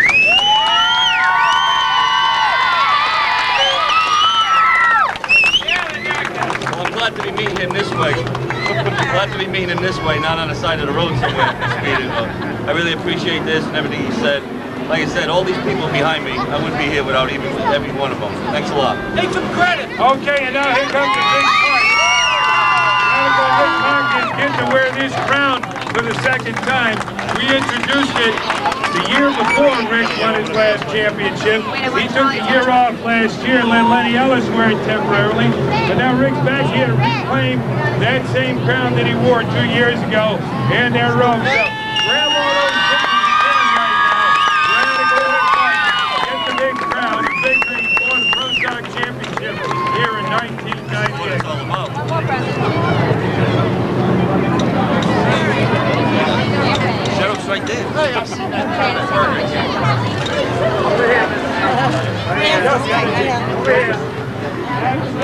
Take a picture with Fran and Grandma, please.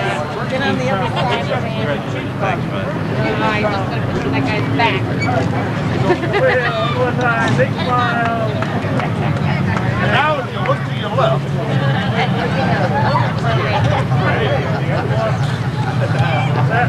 Big smile again.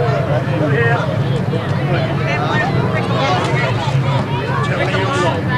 What you thank you. I just wanted to get it out of people. Oh, she's here. Thank you very much. Okay, that's great. We're going back to do here right now. Okay, Rick, come on. Say hello.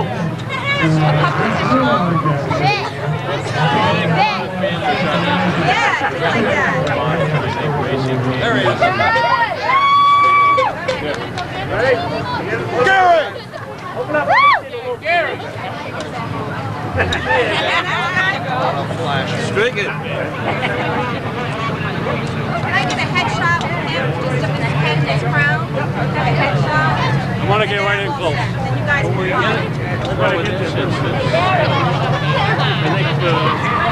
Gary!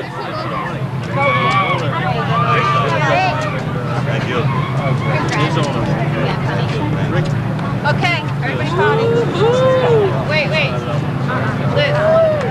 All right, want a picture with the king? Hey, God.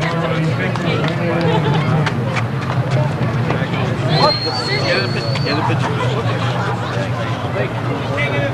King in his car. Get in there! Oh, you want to wait for the next one? Scott! Smile! Hey, Scott!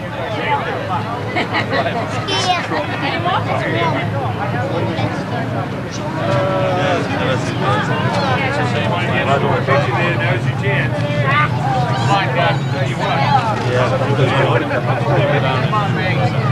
Hey, Gary! I'll get you a picture of it. I'll get you some video. Come on, when you can. Come on. Definitely when you can. Here, doctor. What a happy island! I don't like this light in my Hey, Gary, I'll be up. Wait, she wants a picture of us. Go ahead. That's it for me. Two.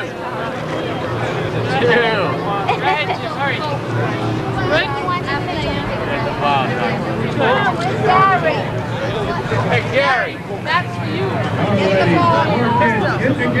No, we want the crew, too. What about the crew?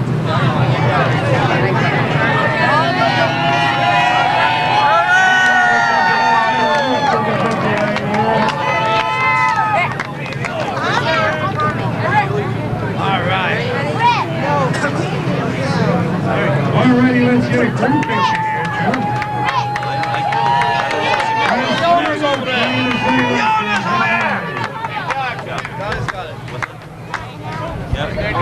Hey, Doc, give me a picture of Graham and Graham right there. Hey, Gary. They don't want to come in and take a picture. Say, what do you want to do? Come on, watch out. Kids in the front. Kids in the front.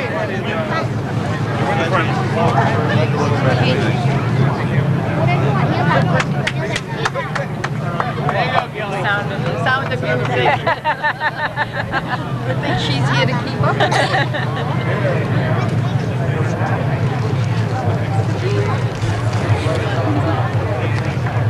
All right.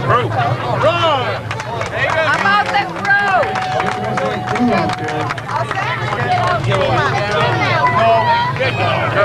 He's going to take your hand is on it. I can get photos for you. Jenna. Yeah, one. Boys, Want one of them? These guys? I'll get one of these from there. Back up. Smile! You're on candid camera. Come on, crew. Come on, crew. Steve, Paul. Come on. Steve and Paul. Paul, bucket. Let's go. Bucket. Hey, bucket. Bucket. Get up. Get up there, Danny. Mr. Pro. Gary. Rick was talking about the ones that got in, they kind of got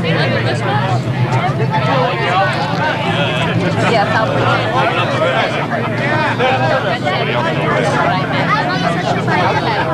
that'll be okay. Now you're going to stand way back.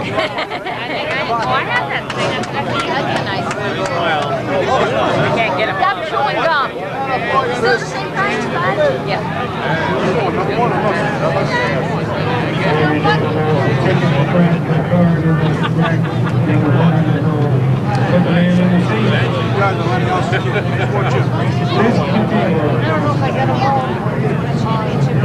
That's what got him into victory lane.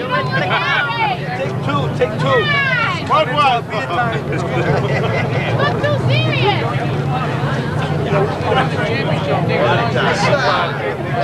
Hey, buddy, everybody. Get another win next week.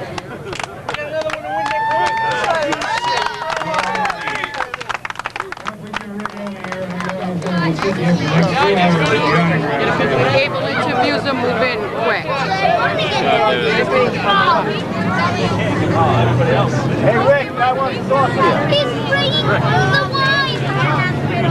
Sorry. Get peace over. Get up, Rick. Marcus, we kicked with the wax in that car. Wax, Rick. How's that trophy? Guess you want the cake, right? Oh, yeah.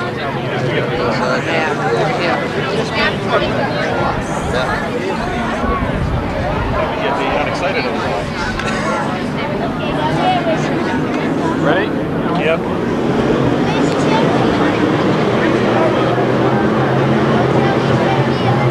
Well, we're here with the 1998 Pro Stock champion, Rick Martin. Rick, congratulations. Thanks a lot. Pressure's off. We made it. Now, seeing the Chad get by you there, try to keep it safe. Yeah, he kind of gave me a little push to get me out of the way, and I wasn't in a position to be wrestling with him, so I just kind of let him go, just trying to suss with him. I knew I only needed to be 9 spots behind him, so I just wanted to keep him in my sights. Just finish the race. That was actually a real clean race. Yeah, it was. I was surprised. I was watching up front to see what was going on. I didn't want to get involved in anything. It wasn't my fault. I was just being tangled up in it. If I just keep the wheels on, we had a top 10 crowd every week, so stay clean was the main thing.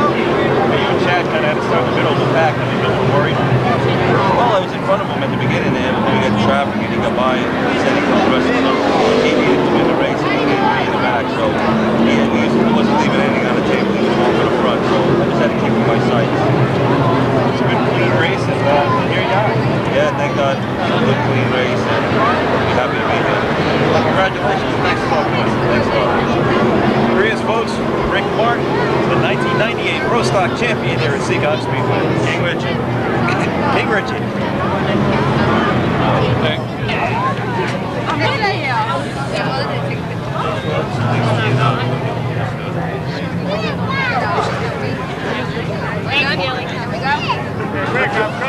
Just in case.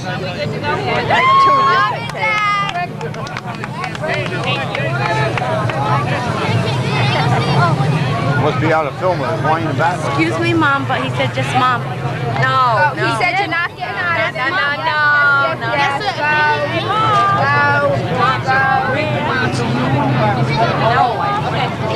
I don't know if that's done. It's okay. You ain't escaping it. Bye. Mom and Dad, I don't have any film left here. Yeah. I don't know. When can we get tickets?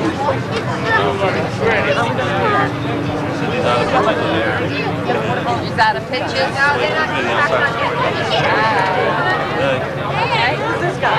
That's mine. What happened?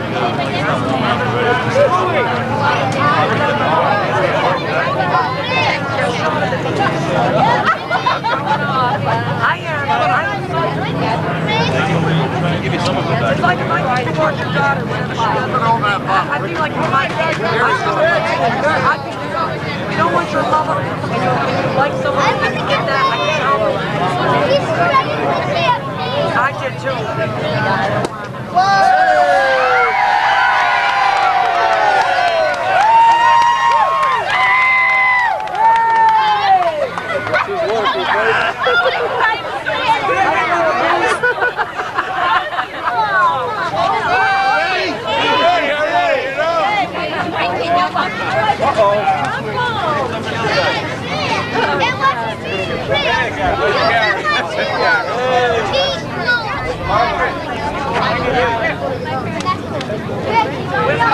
Yeah, don't get back and drive all the way home.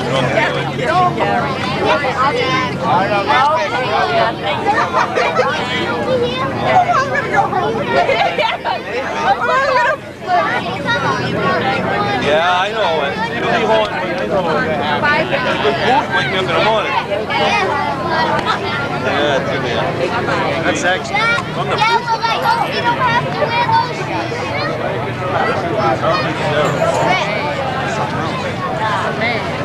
Sheriff's Department.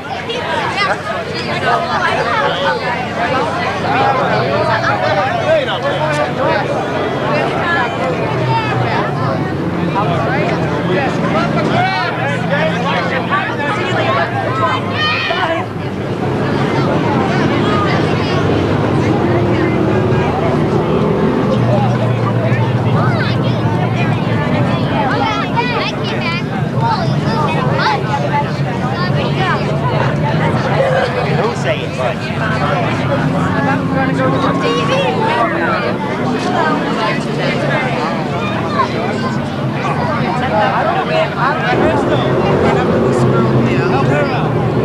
Hey, Rick, I'm going to go to Onfair to see you. Yes, he's going to put his name in. What to Louis? How is it already on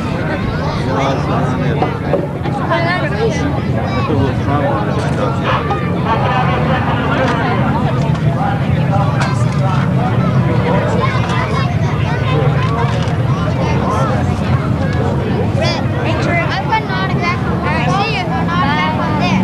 Right here.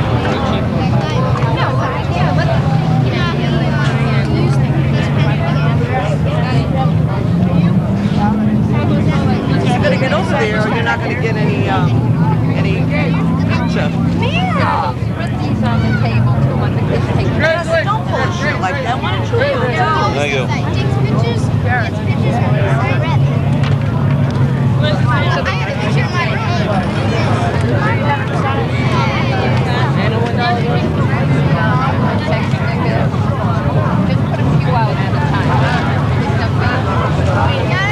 That way everybody at the back of the line can get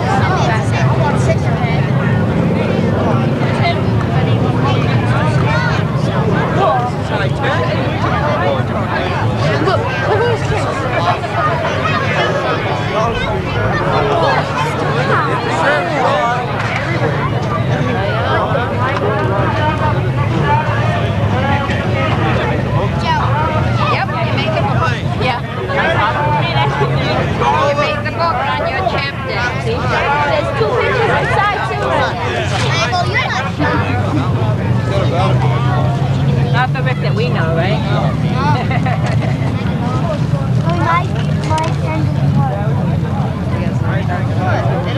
I hope that's a president Bobby.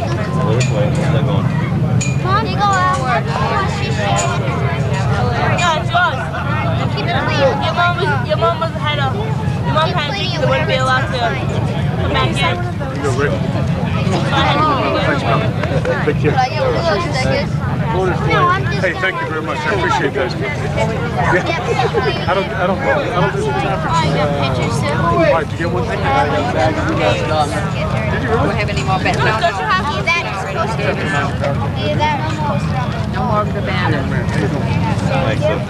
The Crystal, how do you You know feel who now? might Oh, I was just kidding. Oh, okay. Just saying, somebody It's on floor. Thank you, Helen.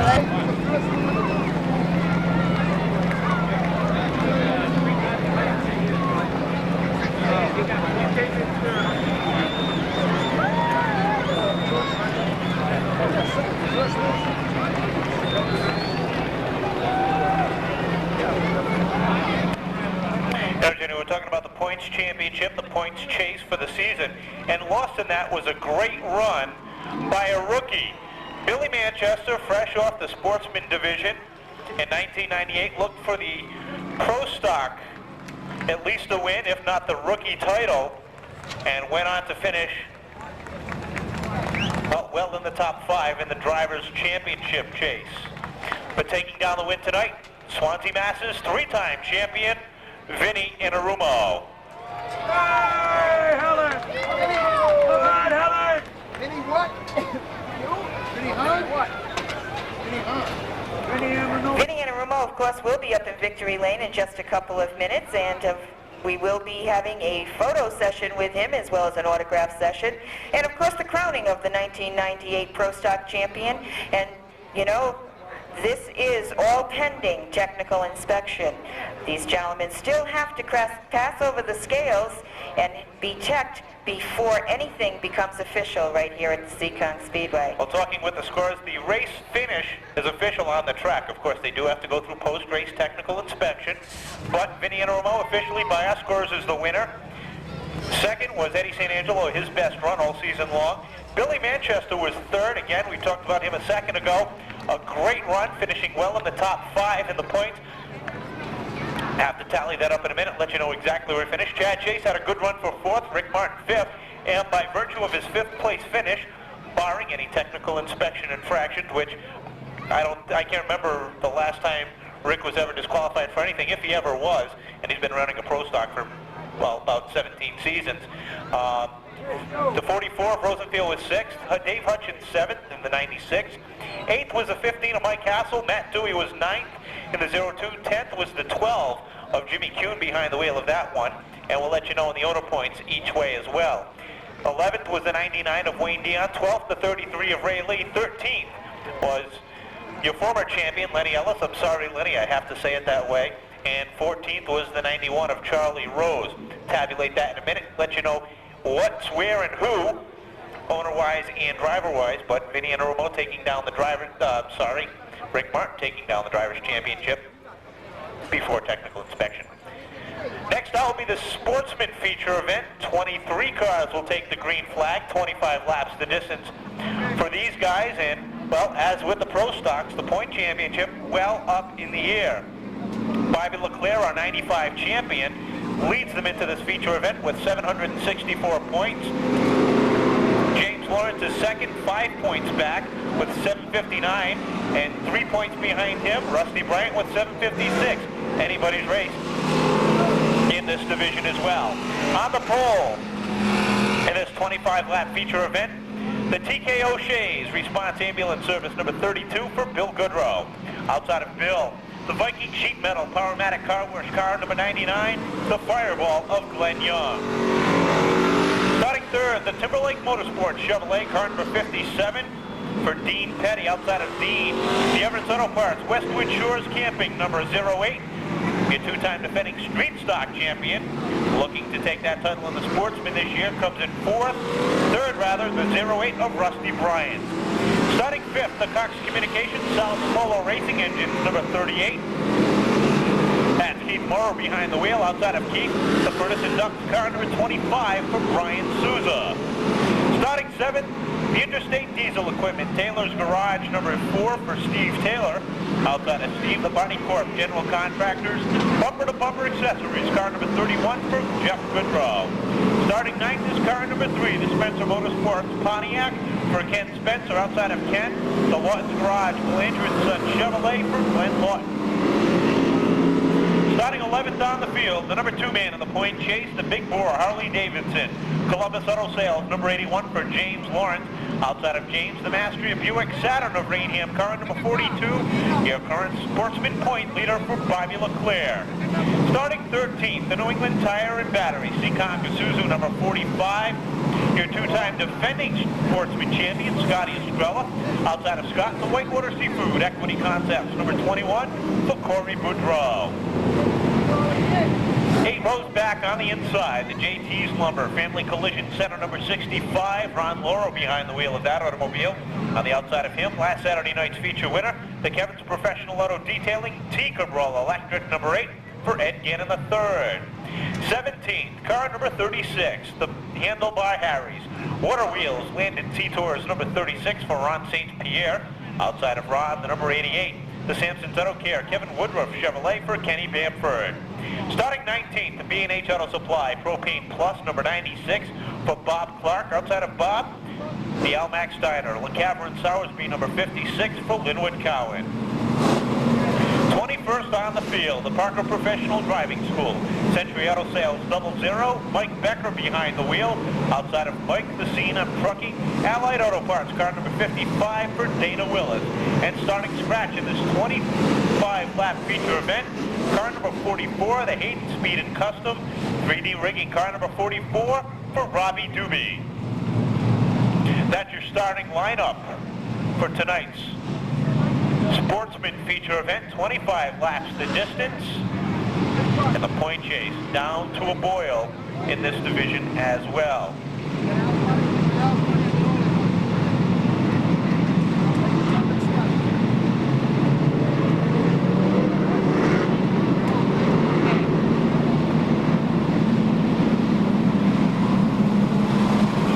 Windscreen flag given to the field. Next time by, looking for the green.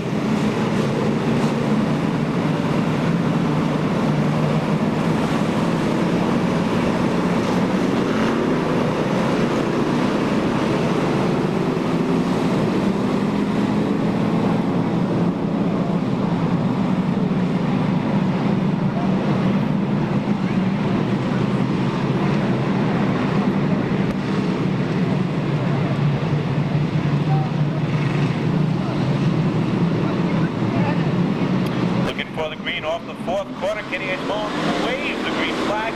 We are underway. Goodrow gets the jump over Young as they head out into 1 and 2. Young trying to hold on to the outside, but here comes Petty on the inside, number 57. This their way to Brian, trying to make it 3 wide. Out 3 and 4, can't get it done. Gives Young a little love tap through the corner. Sees the spot to keep Morrow.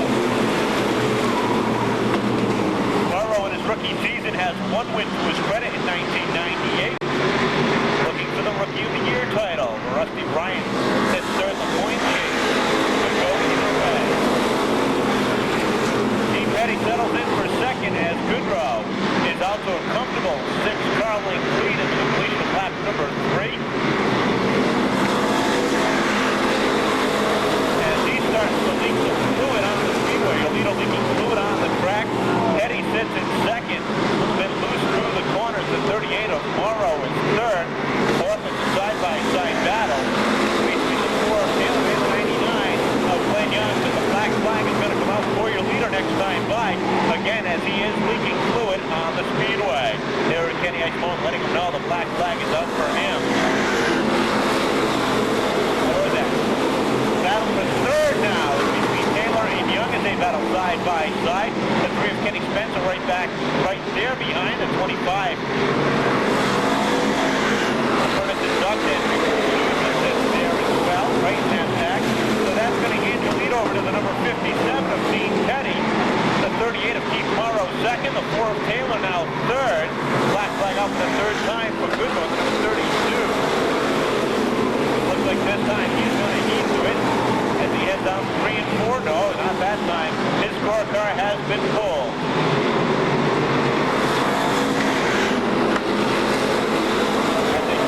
Know that he is the one getting the black flag.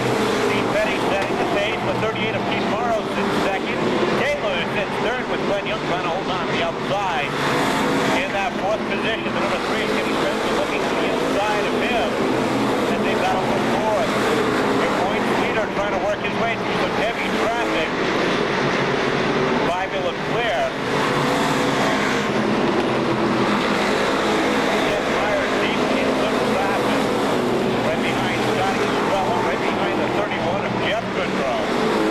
Petty sets the pace. Keith Morrow has caught him, trying to put some pressure on.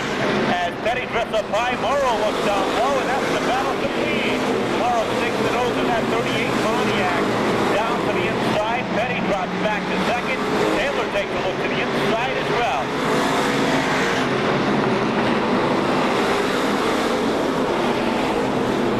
Contact between the leaders, between Petty and Morrow. Now Taylor takes a look to the inside. The 99 of Young settles in behind this time by halfway. Yolita goes around. Keith Morrow loses it off the corner. He slides down into the infield. The field goes wide. That gives you lead back to the 57 of Dean Petty. Young sits in second. Morrow's got that car rolling. Rolls out onto the track surface in front of the field. And that's gonna hand the lead over to the Perseverance Award winner last Saturday night, Glenn Young. So the Fireball will restart in the front of the field.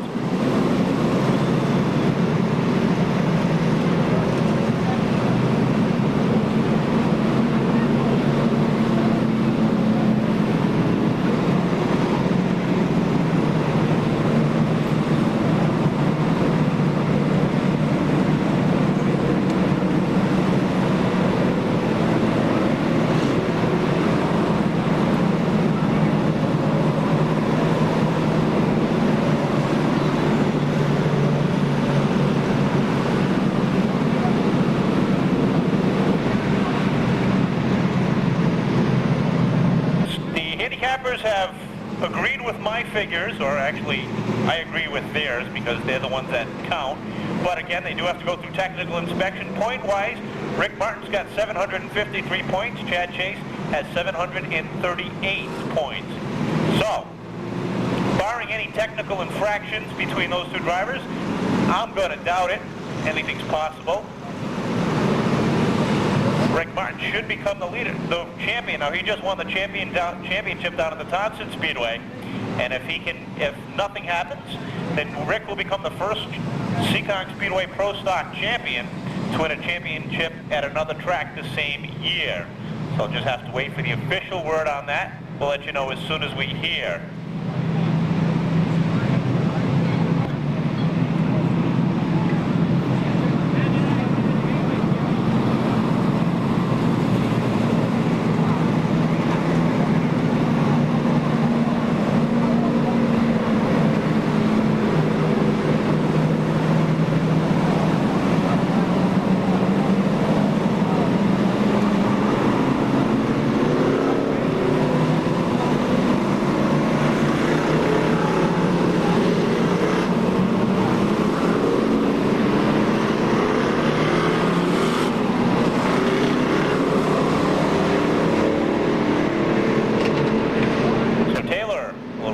At the front of the field. Young will be second. By my calculations with the Pro Stocks, adding up the drivers' points, haven't gotten to the owners yet. Just went over Rick Martin and Chad Chase, 1 and 2. Billy Manchester finished third with 716. Of course, this is all unofficial by my calculations. Fourth was the 96 of Dave Hutchins with 704. Matt Dewey fifth with 702, and Wayne Dion sixth with an even 700. Of course, that's all unofficial. We'll have to wait for the official word, but that's what it looks like right now in the Pro Stock division. But right now, the sportsman cars are out there. Taylor and Young, row number 1. The 3 of Spencer, the 25 of Sousa, row number 2. Green flag is up. We're back underway. Taylor gets the jump over Young, and the 3 of Spencer gets underneath the 99 of Young. A little bit of contact there. Slows up the 99 just a little bit up to the third group. Oh, Sousa gets into him.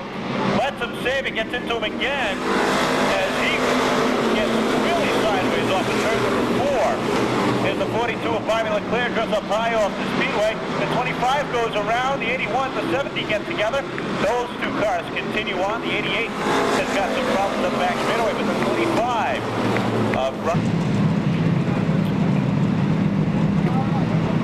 getting ready to roll now with the sportsman feature event just past the halfway point. Steve Taylor with the number 4 sets the lead. Here comes Young back on the inside for second. The number 3 of Kenny Spencer dressed up a little bit high in the corners as the zero-rated Rusty Bryant took a look underneath. The 81 of James Lawrence is right there as they come out of turn number 4. Spencer settles into third. The 81 Lawrence right there in fourth. The zero-rated Bryant now has clear sailing in the outside groove if he wants it, if he can use it. Then to go this time by Charleston validated. Number 4, Taylor. And she's got about a 3-car length lead over Glenn Young. Young's in second. Kenny Spencer third. Here comes Bryant on the outside. Rewind X behind him. The 8 of Yates. Take a look underneath the 42 of Bobby Leclerc. Glenn Lawton gets kicked up into the third groove, loses a few spots there. And contact between Lawton and the 42 there. there. As caution comes out for a whole bunch of cars together off of turn 3, the 36 of Ron St. Pierre, the 44 of Robbie Doobie, the 00 of Beck.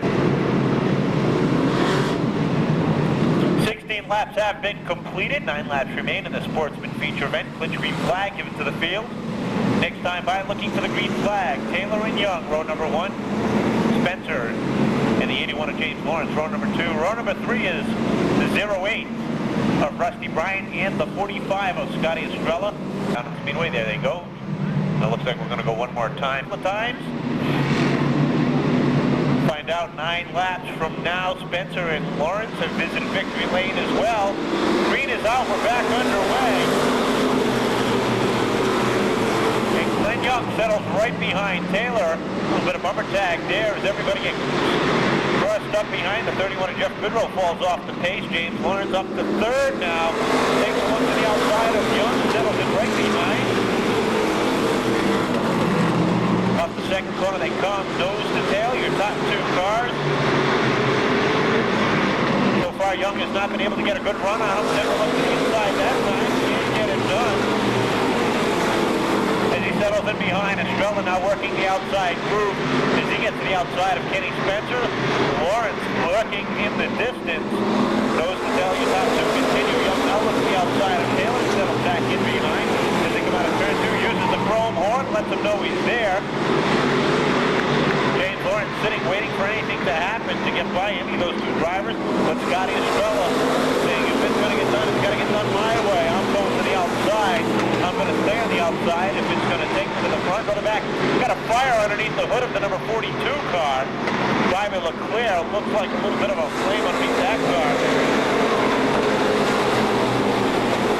As we are under green, caution is out for the number 44 of Rob Doobie.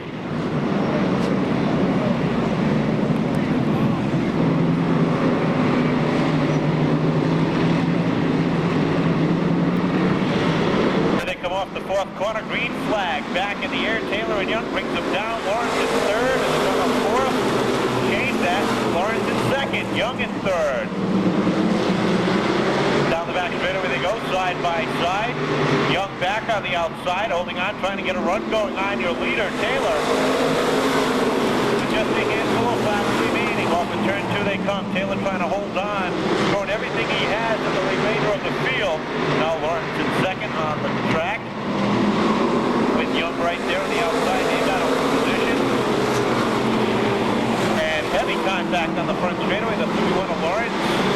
Rather Goodrow. The 00 of Becker. The 36 of St. Pierre. All involved. We stay under green. They keep rolling. Look at that.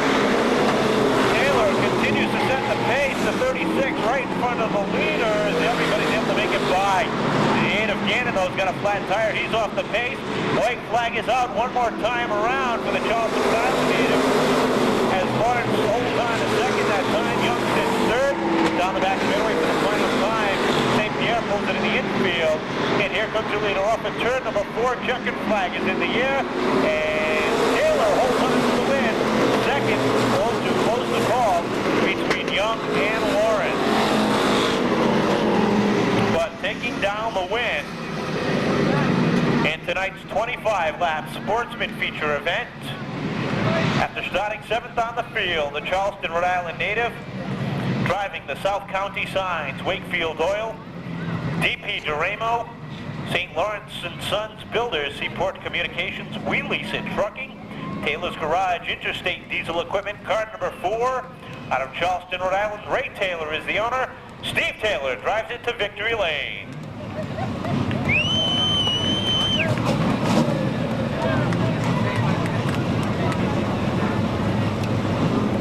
So as soon as we get the official finish of the sportsman feature event, we'll tally up the points for that division, let you know who's still got a shot going into the final event of 1998.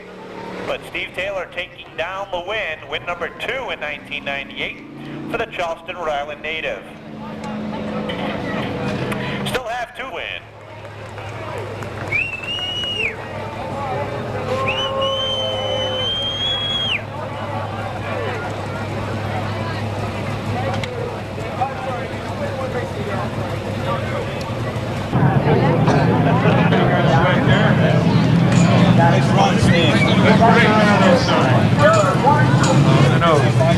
a little loose tonight, but my crew, they dialed it in, and we wanted to get one more win out of this car, because this is going to be our last year, and we wanted to get one more. Hopefully we'll get another one in 2 weeks.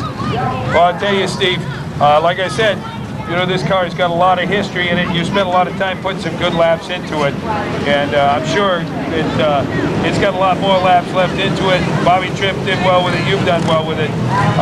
Like I said, give us a little talk about that thing. Once it gets to the front, why does it suddenly start running away from everybody? This thing's got awesome power, and my crew does the setup. They give me what I need, you know, that's what it takes. Well, you had some fun though. There was a lot of pack to pick through. You had some accidents you had to dodge. This was your lucky week. You dodged them all. Yeah, it takes a lot of luck to stay up front. Well, I tell you, I'm sure you're going to take this one home with you, and pretty pleased with what you've been able to do this season. I know it's been a lot of ups and downs, really tough on you, but it's got to take some of the sting out to take a win on the last regular night of the season. Yeah, that's what we were looking for, one more win, but just still want one more. Yeah, you still got that shot at one more. Hey, good luck to it. We're going to get you some pictures here, and if we can clear out Radical Rick, we'll find you a seat at the autograph table too. All right, thanks. All right. You can't block it. Stand on this side. We get behind it. Yeah, we'll get behind it. You do what you want. I gotta get the sign in there. All right, I'll get it in there for you. I gotta get our sign. Gotta have a picture. There we go. Yeah, now you know what the team owner is. He's the guy that had to carry the sign, get everything recorded, so just like that's Wayne Taylor Jr., the car owner. Yeah, he knows how to wait. Says anyway. Let's see if we can go again. That's Ray Taylor Sr. standing right in front of him. Yes, the cameras know how to wait when the names are mentioned. Heck of a couple of car builders there, the Ray Taylor Sr. and Jr. They've been at it for 2 generations now. I don't buy a lot of them. We gotta get all this. How do I get them from you? I'll get it out. What do they want now?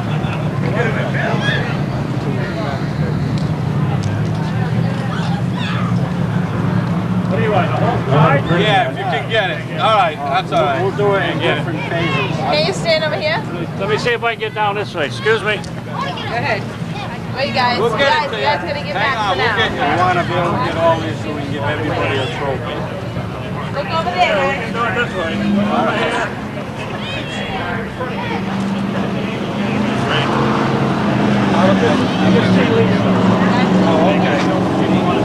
Lisa, okay. I'll just get them.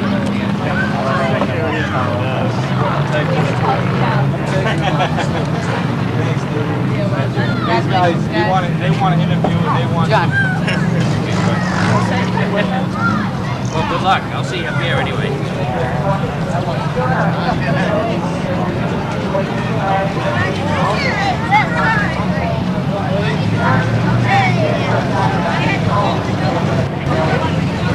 Well, we're here with Steve Taylor, winner of the Sportsman feature here at Seekonk Speedway. Steve, congratulations, great race. Thank you. It was a tough night, but we survived. Your brothers told me you wanted to keep the car intact. You expect it to come home with a win, though. Yeah, well, the car's sold right now, so we got to keep it together and keep it in one piece for them. Do you have any plans for next year? We're all done for a while. I got to spend some time with some children at home and do some sports. Baseball. Yeah. Well, we're going to miss you here at Seekonk Speedway, Steve, but it's a great way to leave with a win, maybe a win next time.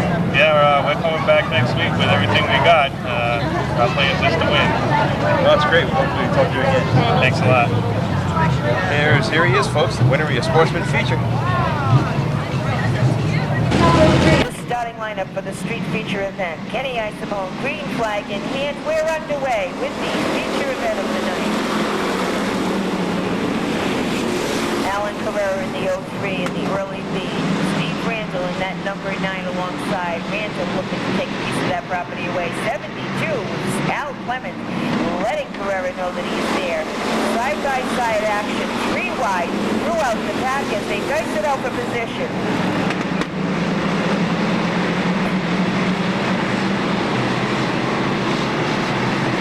Carrera and Randall Randall still doing battle for the lead. Side by side down the front straightaway.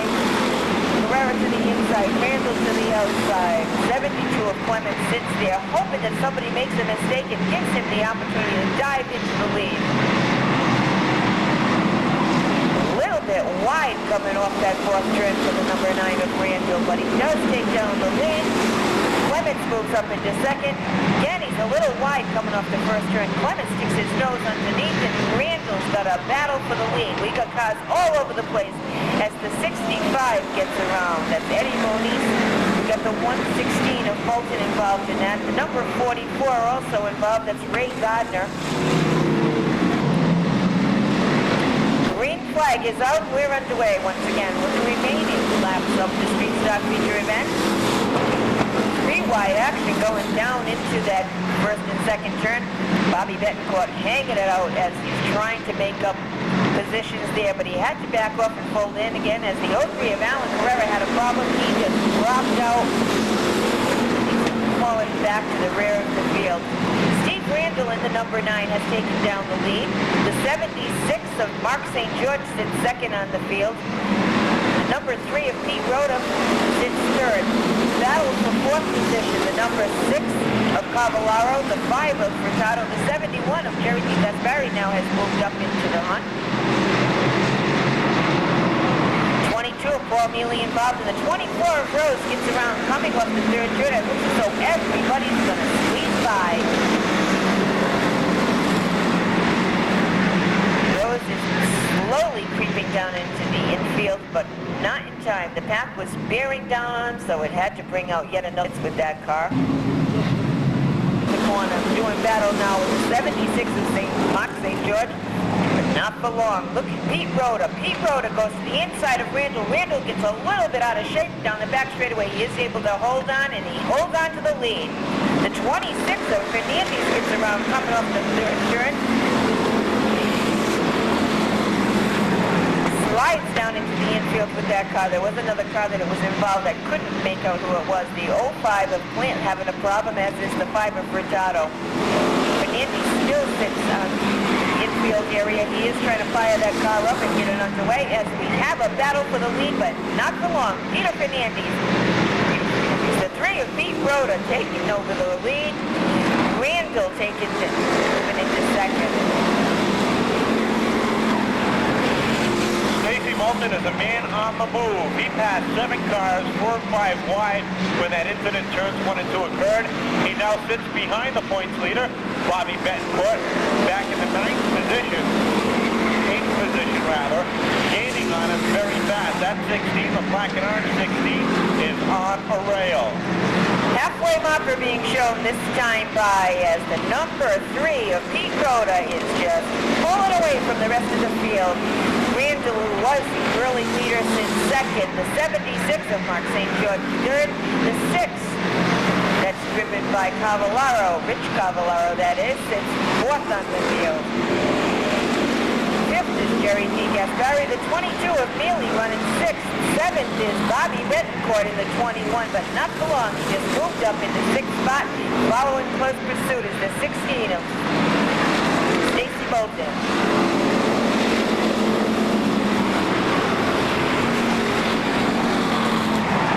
The number 9 of Steve Randall gets around. It looks as though something just let go on that car as there was smoke pouring out of it before he started to spin.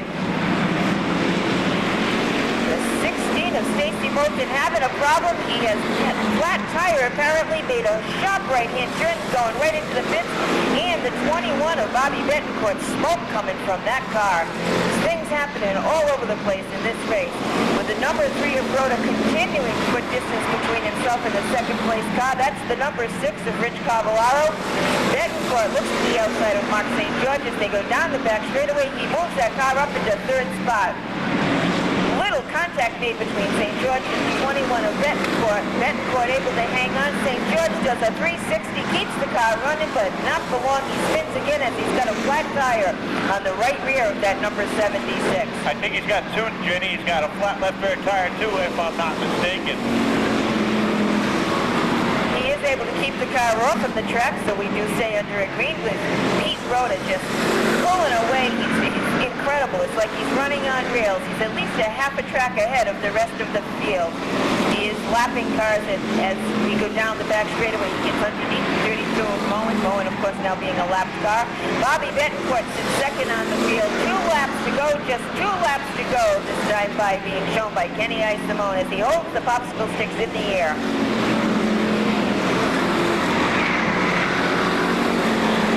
Bobby Betancourt doing all he can to reel in the leader, but the time is running out as the white flag is in the air, and Pete Roeder is just setting distance between himself and the rest of the field. The 31 gets around, or the 81 gets around coming off the 4th turn. He is able to keep that car going, and the checkered flag will come out for the number 3 of Pete Roeder, followed by the 21, Bobby Betancourt. The 6 of Rich Cavallaro, 71, Jerry DeGasperi, 22 of Paul Mealy, the 85 of Barry Shaw, and the number 1 of Poirier.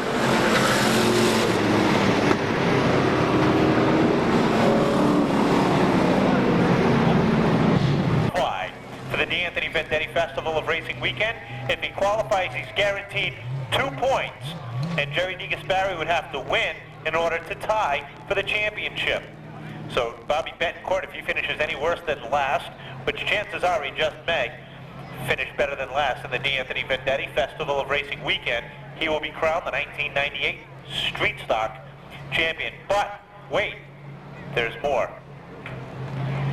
Formula 4s will be rolling out onto the Speedway next. 24 cars will take the green flag championship in this one again, going down to the wire. Rookie Bill Prisco sets the pace in the division. A scant 12 points ahead of Daniel Perry, who's only 10 points ahead of Hugh Bowser. Ron Casto still mathematically has a chance with 532 points. That's 52 points behind Hugh Bowser.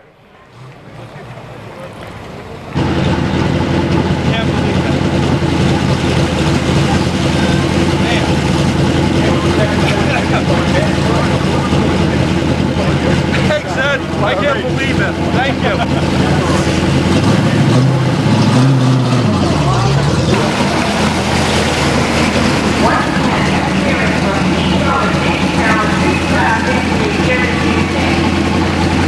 Got it. Number 3. Number 3.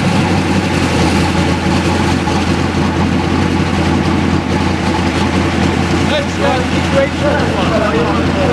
Oh no, it will keep on going. Thank you.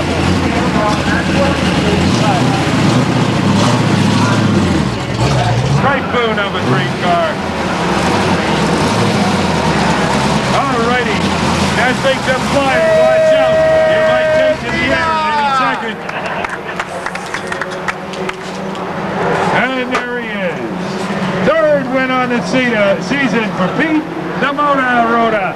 Tina, we call you the Motor because once you get in the open, what is it about this car? You got the nitrous tank in there somewhere? No, we just got a good motor. We got a good setup for handling. Took us over half a season to try to get this thing fast, and we hit on something, and it's really working right now. It's working out great. Well, once you got past Steve Randall out there, that car just seemed to take off on its own wings and just fly to the future. You do have it down, especially for running in the open track when you're out in the lead.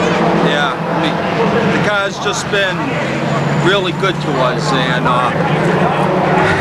it's not easy though. The car's working right now, and we just hope that it continues to stay that way. I don't know. Well, I'll tell you, Pete, you can share something else with us. I mean, when you get out front and you turn it into a big stretch run and stretch it out real fast, but all you can do is say the car was set up great. I held my foot down, and the rest was history. But let's talk a little bit about history. This is the first time that you've taken 3 wins on a season. You've had a lot of seasons with a single win. Last time you came up here, your 2nd win, that was the first for you. What's it feel like now to go 3 wins on the season all the years you've been in streets? It's, I just don't believe it. I mean, I only got 3 feature wins out of 20 years, and this year I got 3 feature wins in 1 season, so it's really unreal for me. It really is. Well, I'll tell you, going into the Vendetti Memorial, tonight's win's going to have to move you from 10th position up to 8th or maybe even up to 7th, and you still got room to go from there. So where are you going to go from here into the Vendetti? You got plans for that? I don't try to look at the points. I don't even want to know where I am. I'll look after the DAV race where I am in points. I really want to go for the win. That'd be a great show to win. I like to win that one. Well, you did know Anthony Vendetti yourself, raced a lot of years under him, and I'm sure it would be a great pleasure to take the Memorial race. Yeah, it would. I knew Anthony, and I never had problems with him. He was a great guy with me. We always talked. We always got along, so that's one show I would really love to win. Well, I tell you, you got a great car, you got a great crew behind it. You got all of the seeds for victory, so who knows what's going to happen in 2 weeks. Pete, congratulations on your 3rd win. I know it's a big one for you.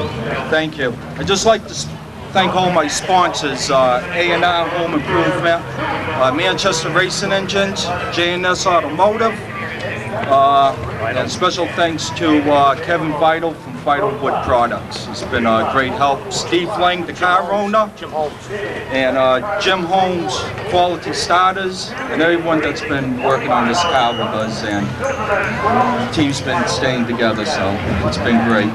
That's the key to winning. Together, team. Congratulations, Steve. Thanks. Congratulations, all of you. You guys have really earned yourselves. He rode a 3rd win on the season.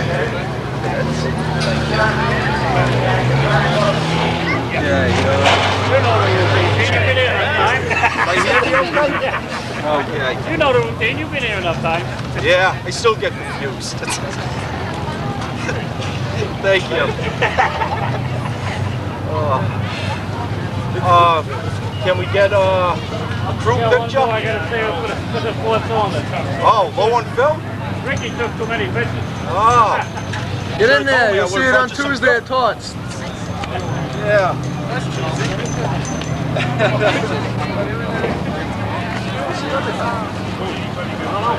Wow. Everyone's on vacation again.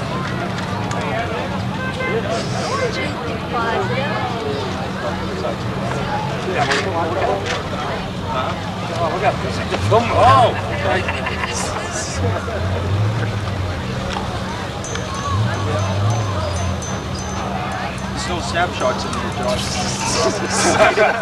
You just posed it. Oh, okay, all right. Okay. Hey, we got a new fan.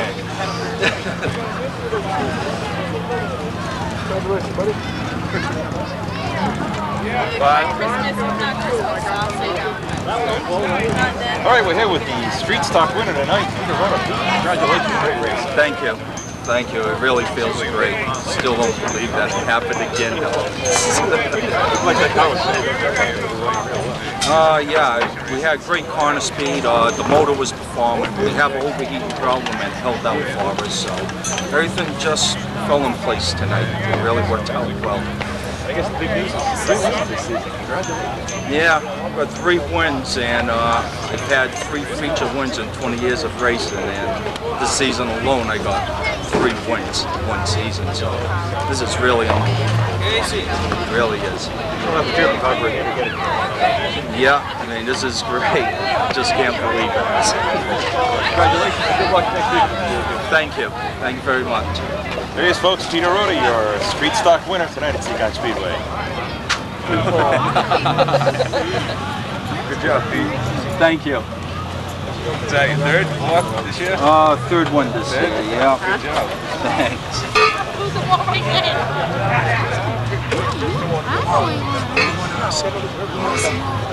It's Vernon Lee. No. No, wait. He said it. You either run good up there, thanks. You either run up good, or you bring it home in a basket. You know that. That's an exception. Made it look easy. Oh, go ahead. Do his shirt. You actually gonna wear it? Huh? Stock victory here this evening.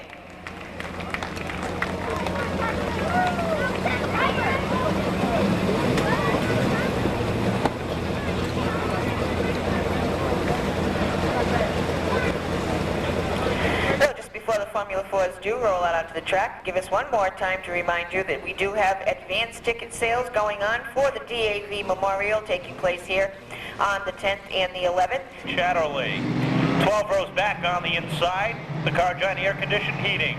Isomatic Ice Machines, number 51 for Bill Batello.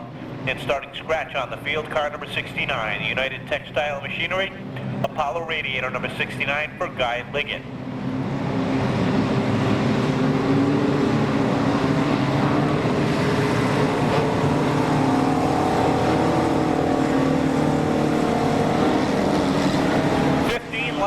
Distance for the Formula 4s, Billy Prisco, two-time champion down at the Seekonk Speedway, looking to win his first ever championship here at the action track of the East.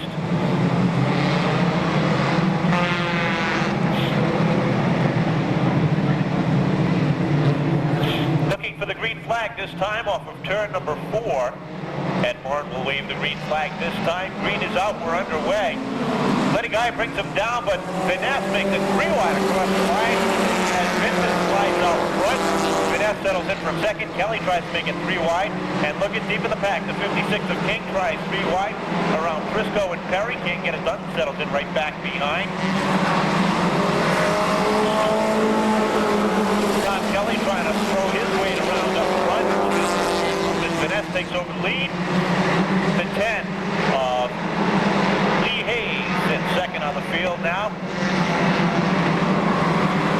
Vincent back to third. His Guy gets it over underneath.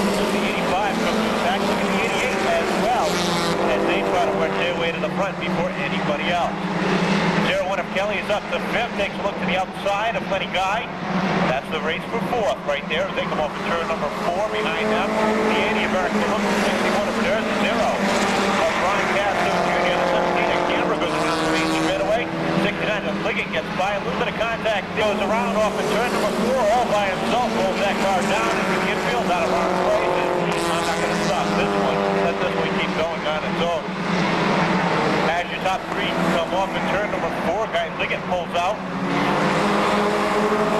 Vanessa holds the top spot. Lee Hayes in second, number 10. The 8 of Vincent is third on the field. Car number 80, Eric Maluk is fourth. Behind him, a cluster of cars. Mike Perdura in the 61. Tom Kelly in the 01. The 0 of Castro, the 9 of Bello. The 88 of Frisco right there as well, all trying to get through on their way to the front. The 69 of Guy Liggett goes around off in turn 4, rolls it down off the track. We stay under green halfway by that side by 4 wide action. Look at that. Look at you, Bowser. Going 4 wide. Wow, that got too close for him. He let off the gas. Made it 3 wide. Look at Billy Prisco slinking his way through the middle, threading the needle on his way. As he tries to put some distance between he and Bowser. He and the 35 of Perry. Castro trying to keep his championship runs alive. Don't think he can do it tonight, though. Off the 4th corner they come. And Mike Vanessa and Lee Hayes continue to pull away from the rest of the field. Lee Hayes is third on the track. As Brian Vincent behind the wheel of that car. As he sits in third, here comes Castro to the outside, taking a look for that 3rd spot. The 70, remember, is a lap down. Lenny Guy is a lap down. He went down a lap when he spun in front of the field. The 88 of Billy Prisco now looking to the outside of Hugh Bowser. We also took a look to the inside of Rebello. Couldn't get it done. Settled it back behind. Off in turn 4 they come one more time. Your leader continues to be the number 3 of Vanessa. The 10 of Lee Hayes now drops back about 3 car lengths behind. 4 car lengths behind them is the battle for 3rd. The 8 of Brian Vincent continues to hold on to the 3rd, but not for long. As here goes the 0 of Castro as Hugh Bowser drifts up high as he got into Rebello, who's in a couple of spots to the top 2-point guys. This time by 2 to go for Vaness. Off the fourth corner he comes, gets the popsicle sticks. Lee Hayes takes a look underneath as they head into 1 and 2. Here comes Castro on the outside. The Millville Mass native, Ron Castro, gets by Hayes, takes a look to the outside of Vaness, but he's only got one more lap to do it. White flag is out, one more time around.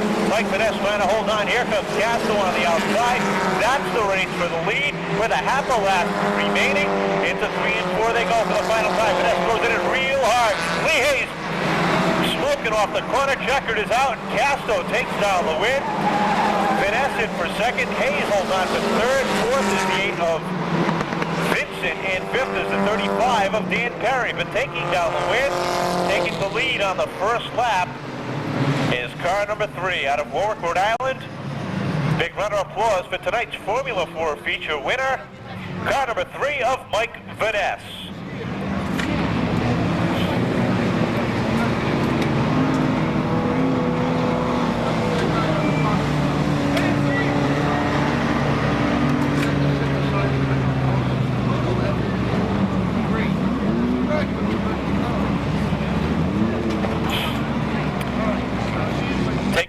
Rather not the 3, I'm sorry.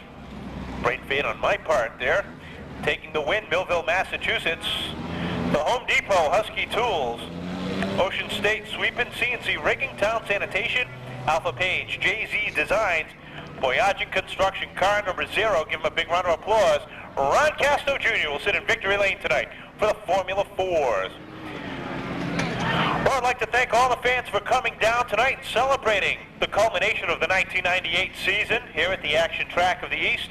Congratulations going out to all our winners. Vinny Anarumo in the Pro Stocks, our Sportsman winner.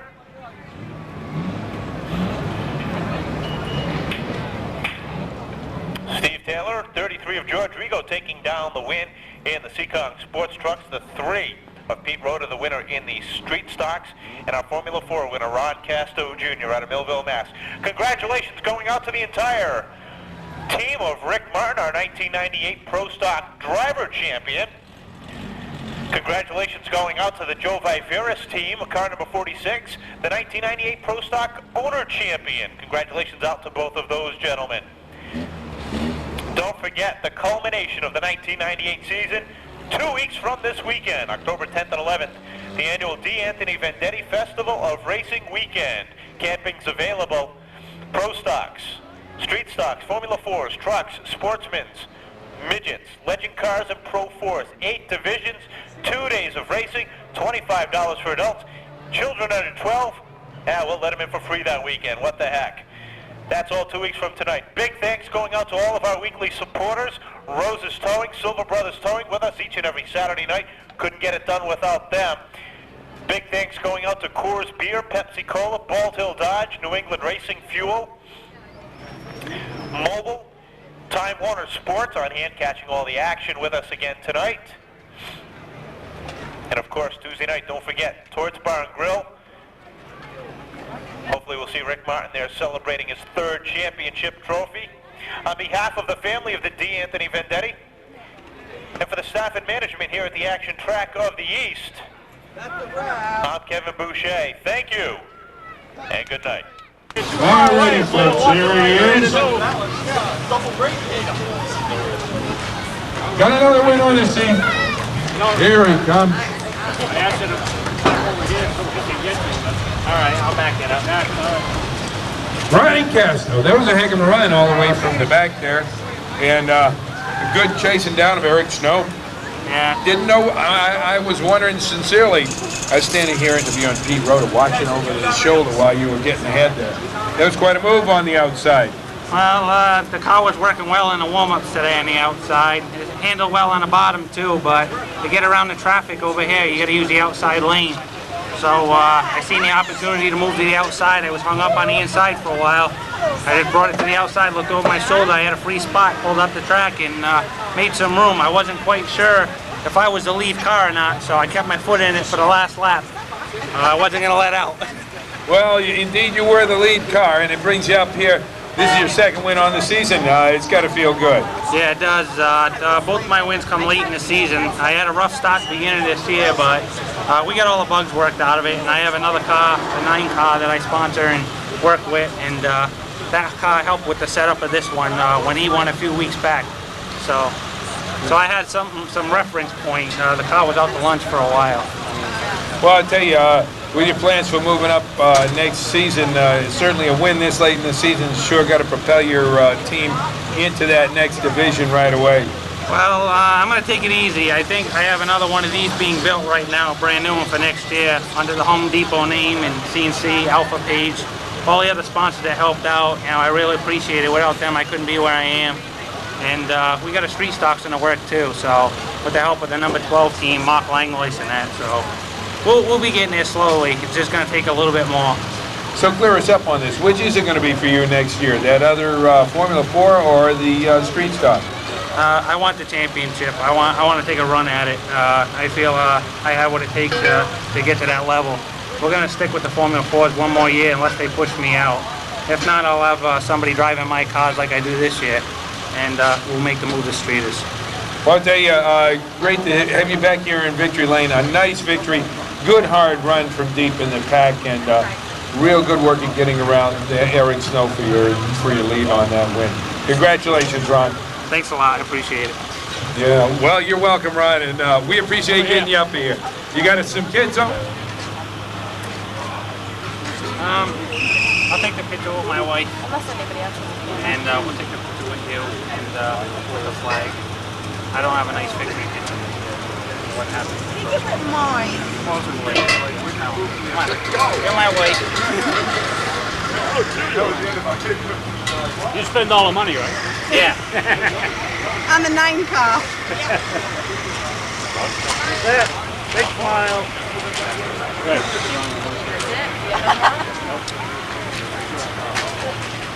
Hey, you get ready? Sure. That's meaty. There we go.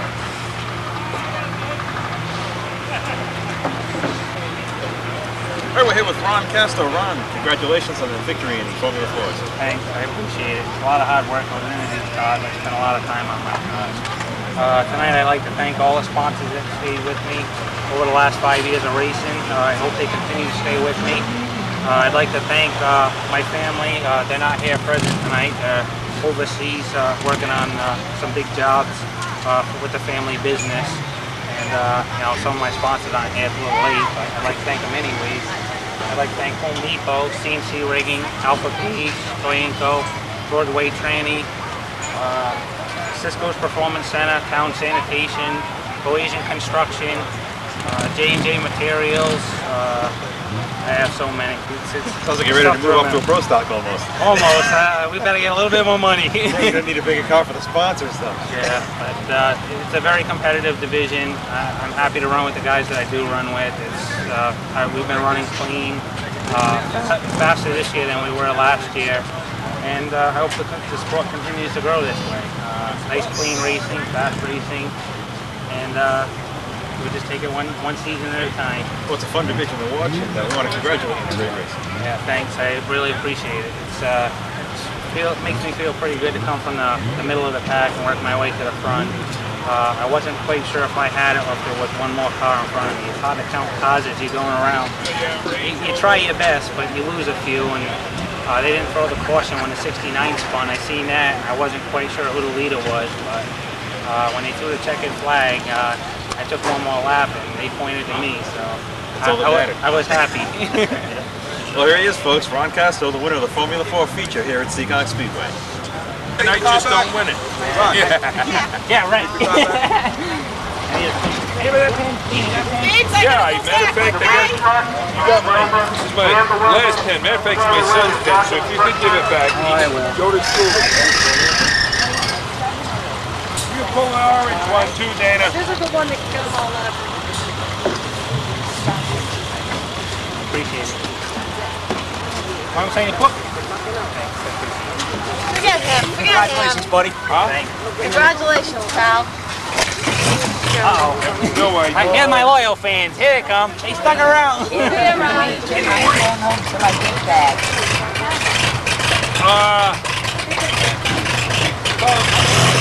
Get ready to try to get his points tonight. Get ready to go out for the heat. You getting a little nervous now? Get ready for the heat. The point battle's getting pretty tight. Yeah, only one car don't qualify, and that happened to me one time before. I was that one car that didn't qualify. So 1 week I didn't. These heats made me nervous. The heat race is the worst part of the night for you, isn't it? Yes, it is.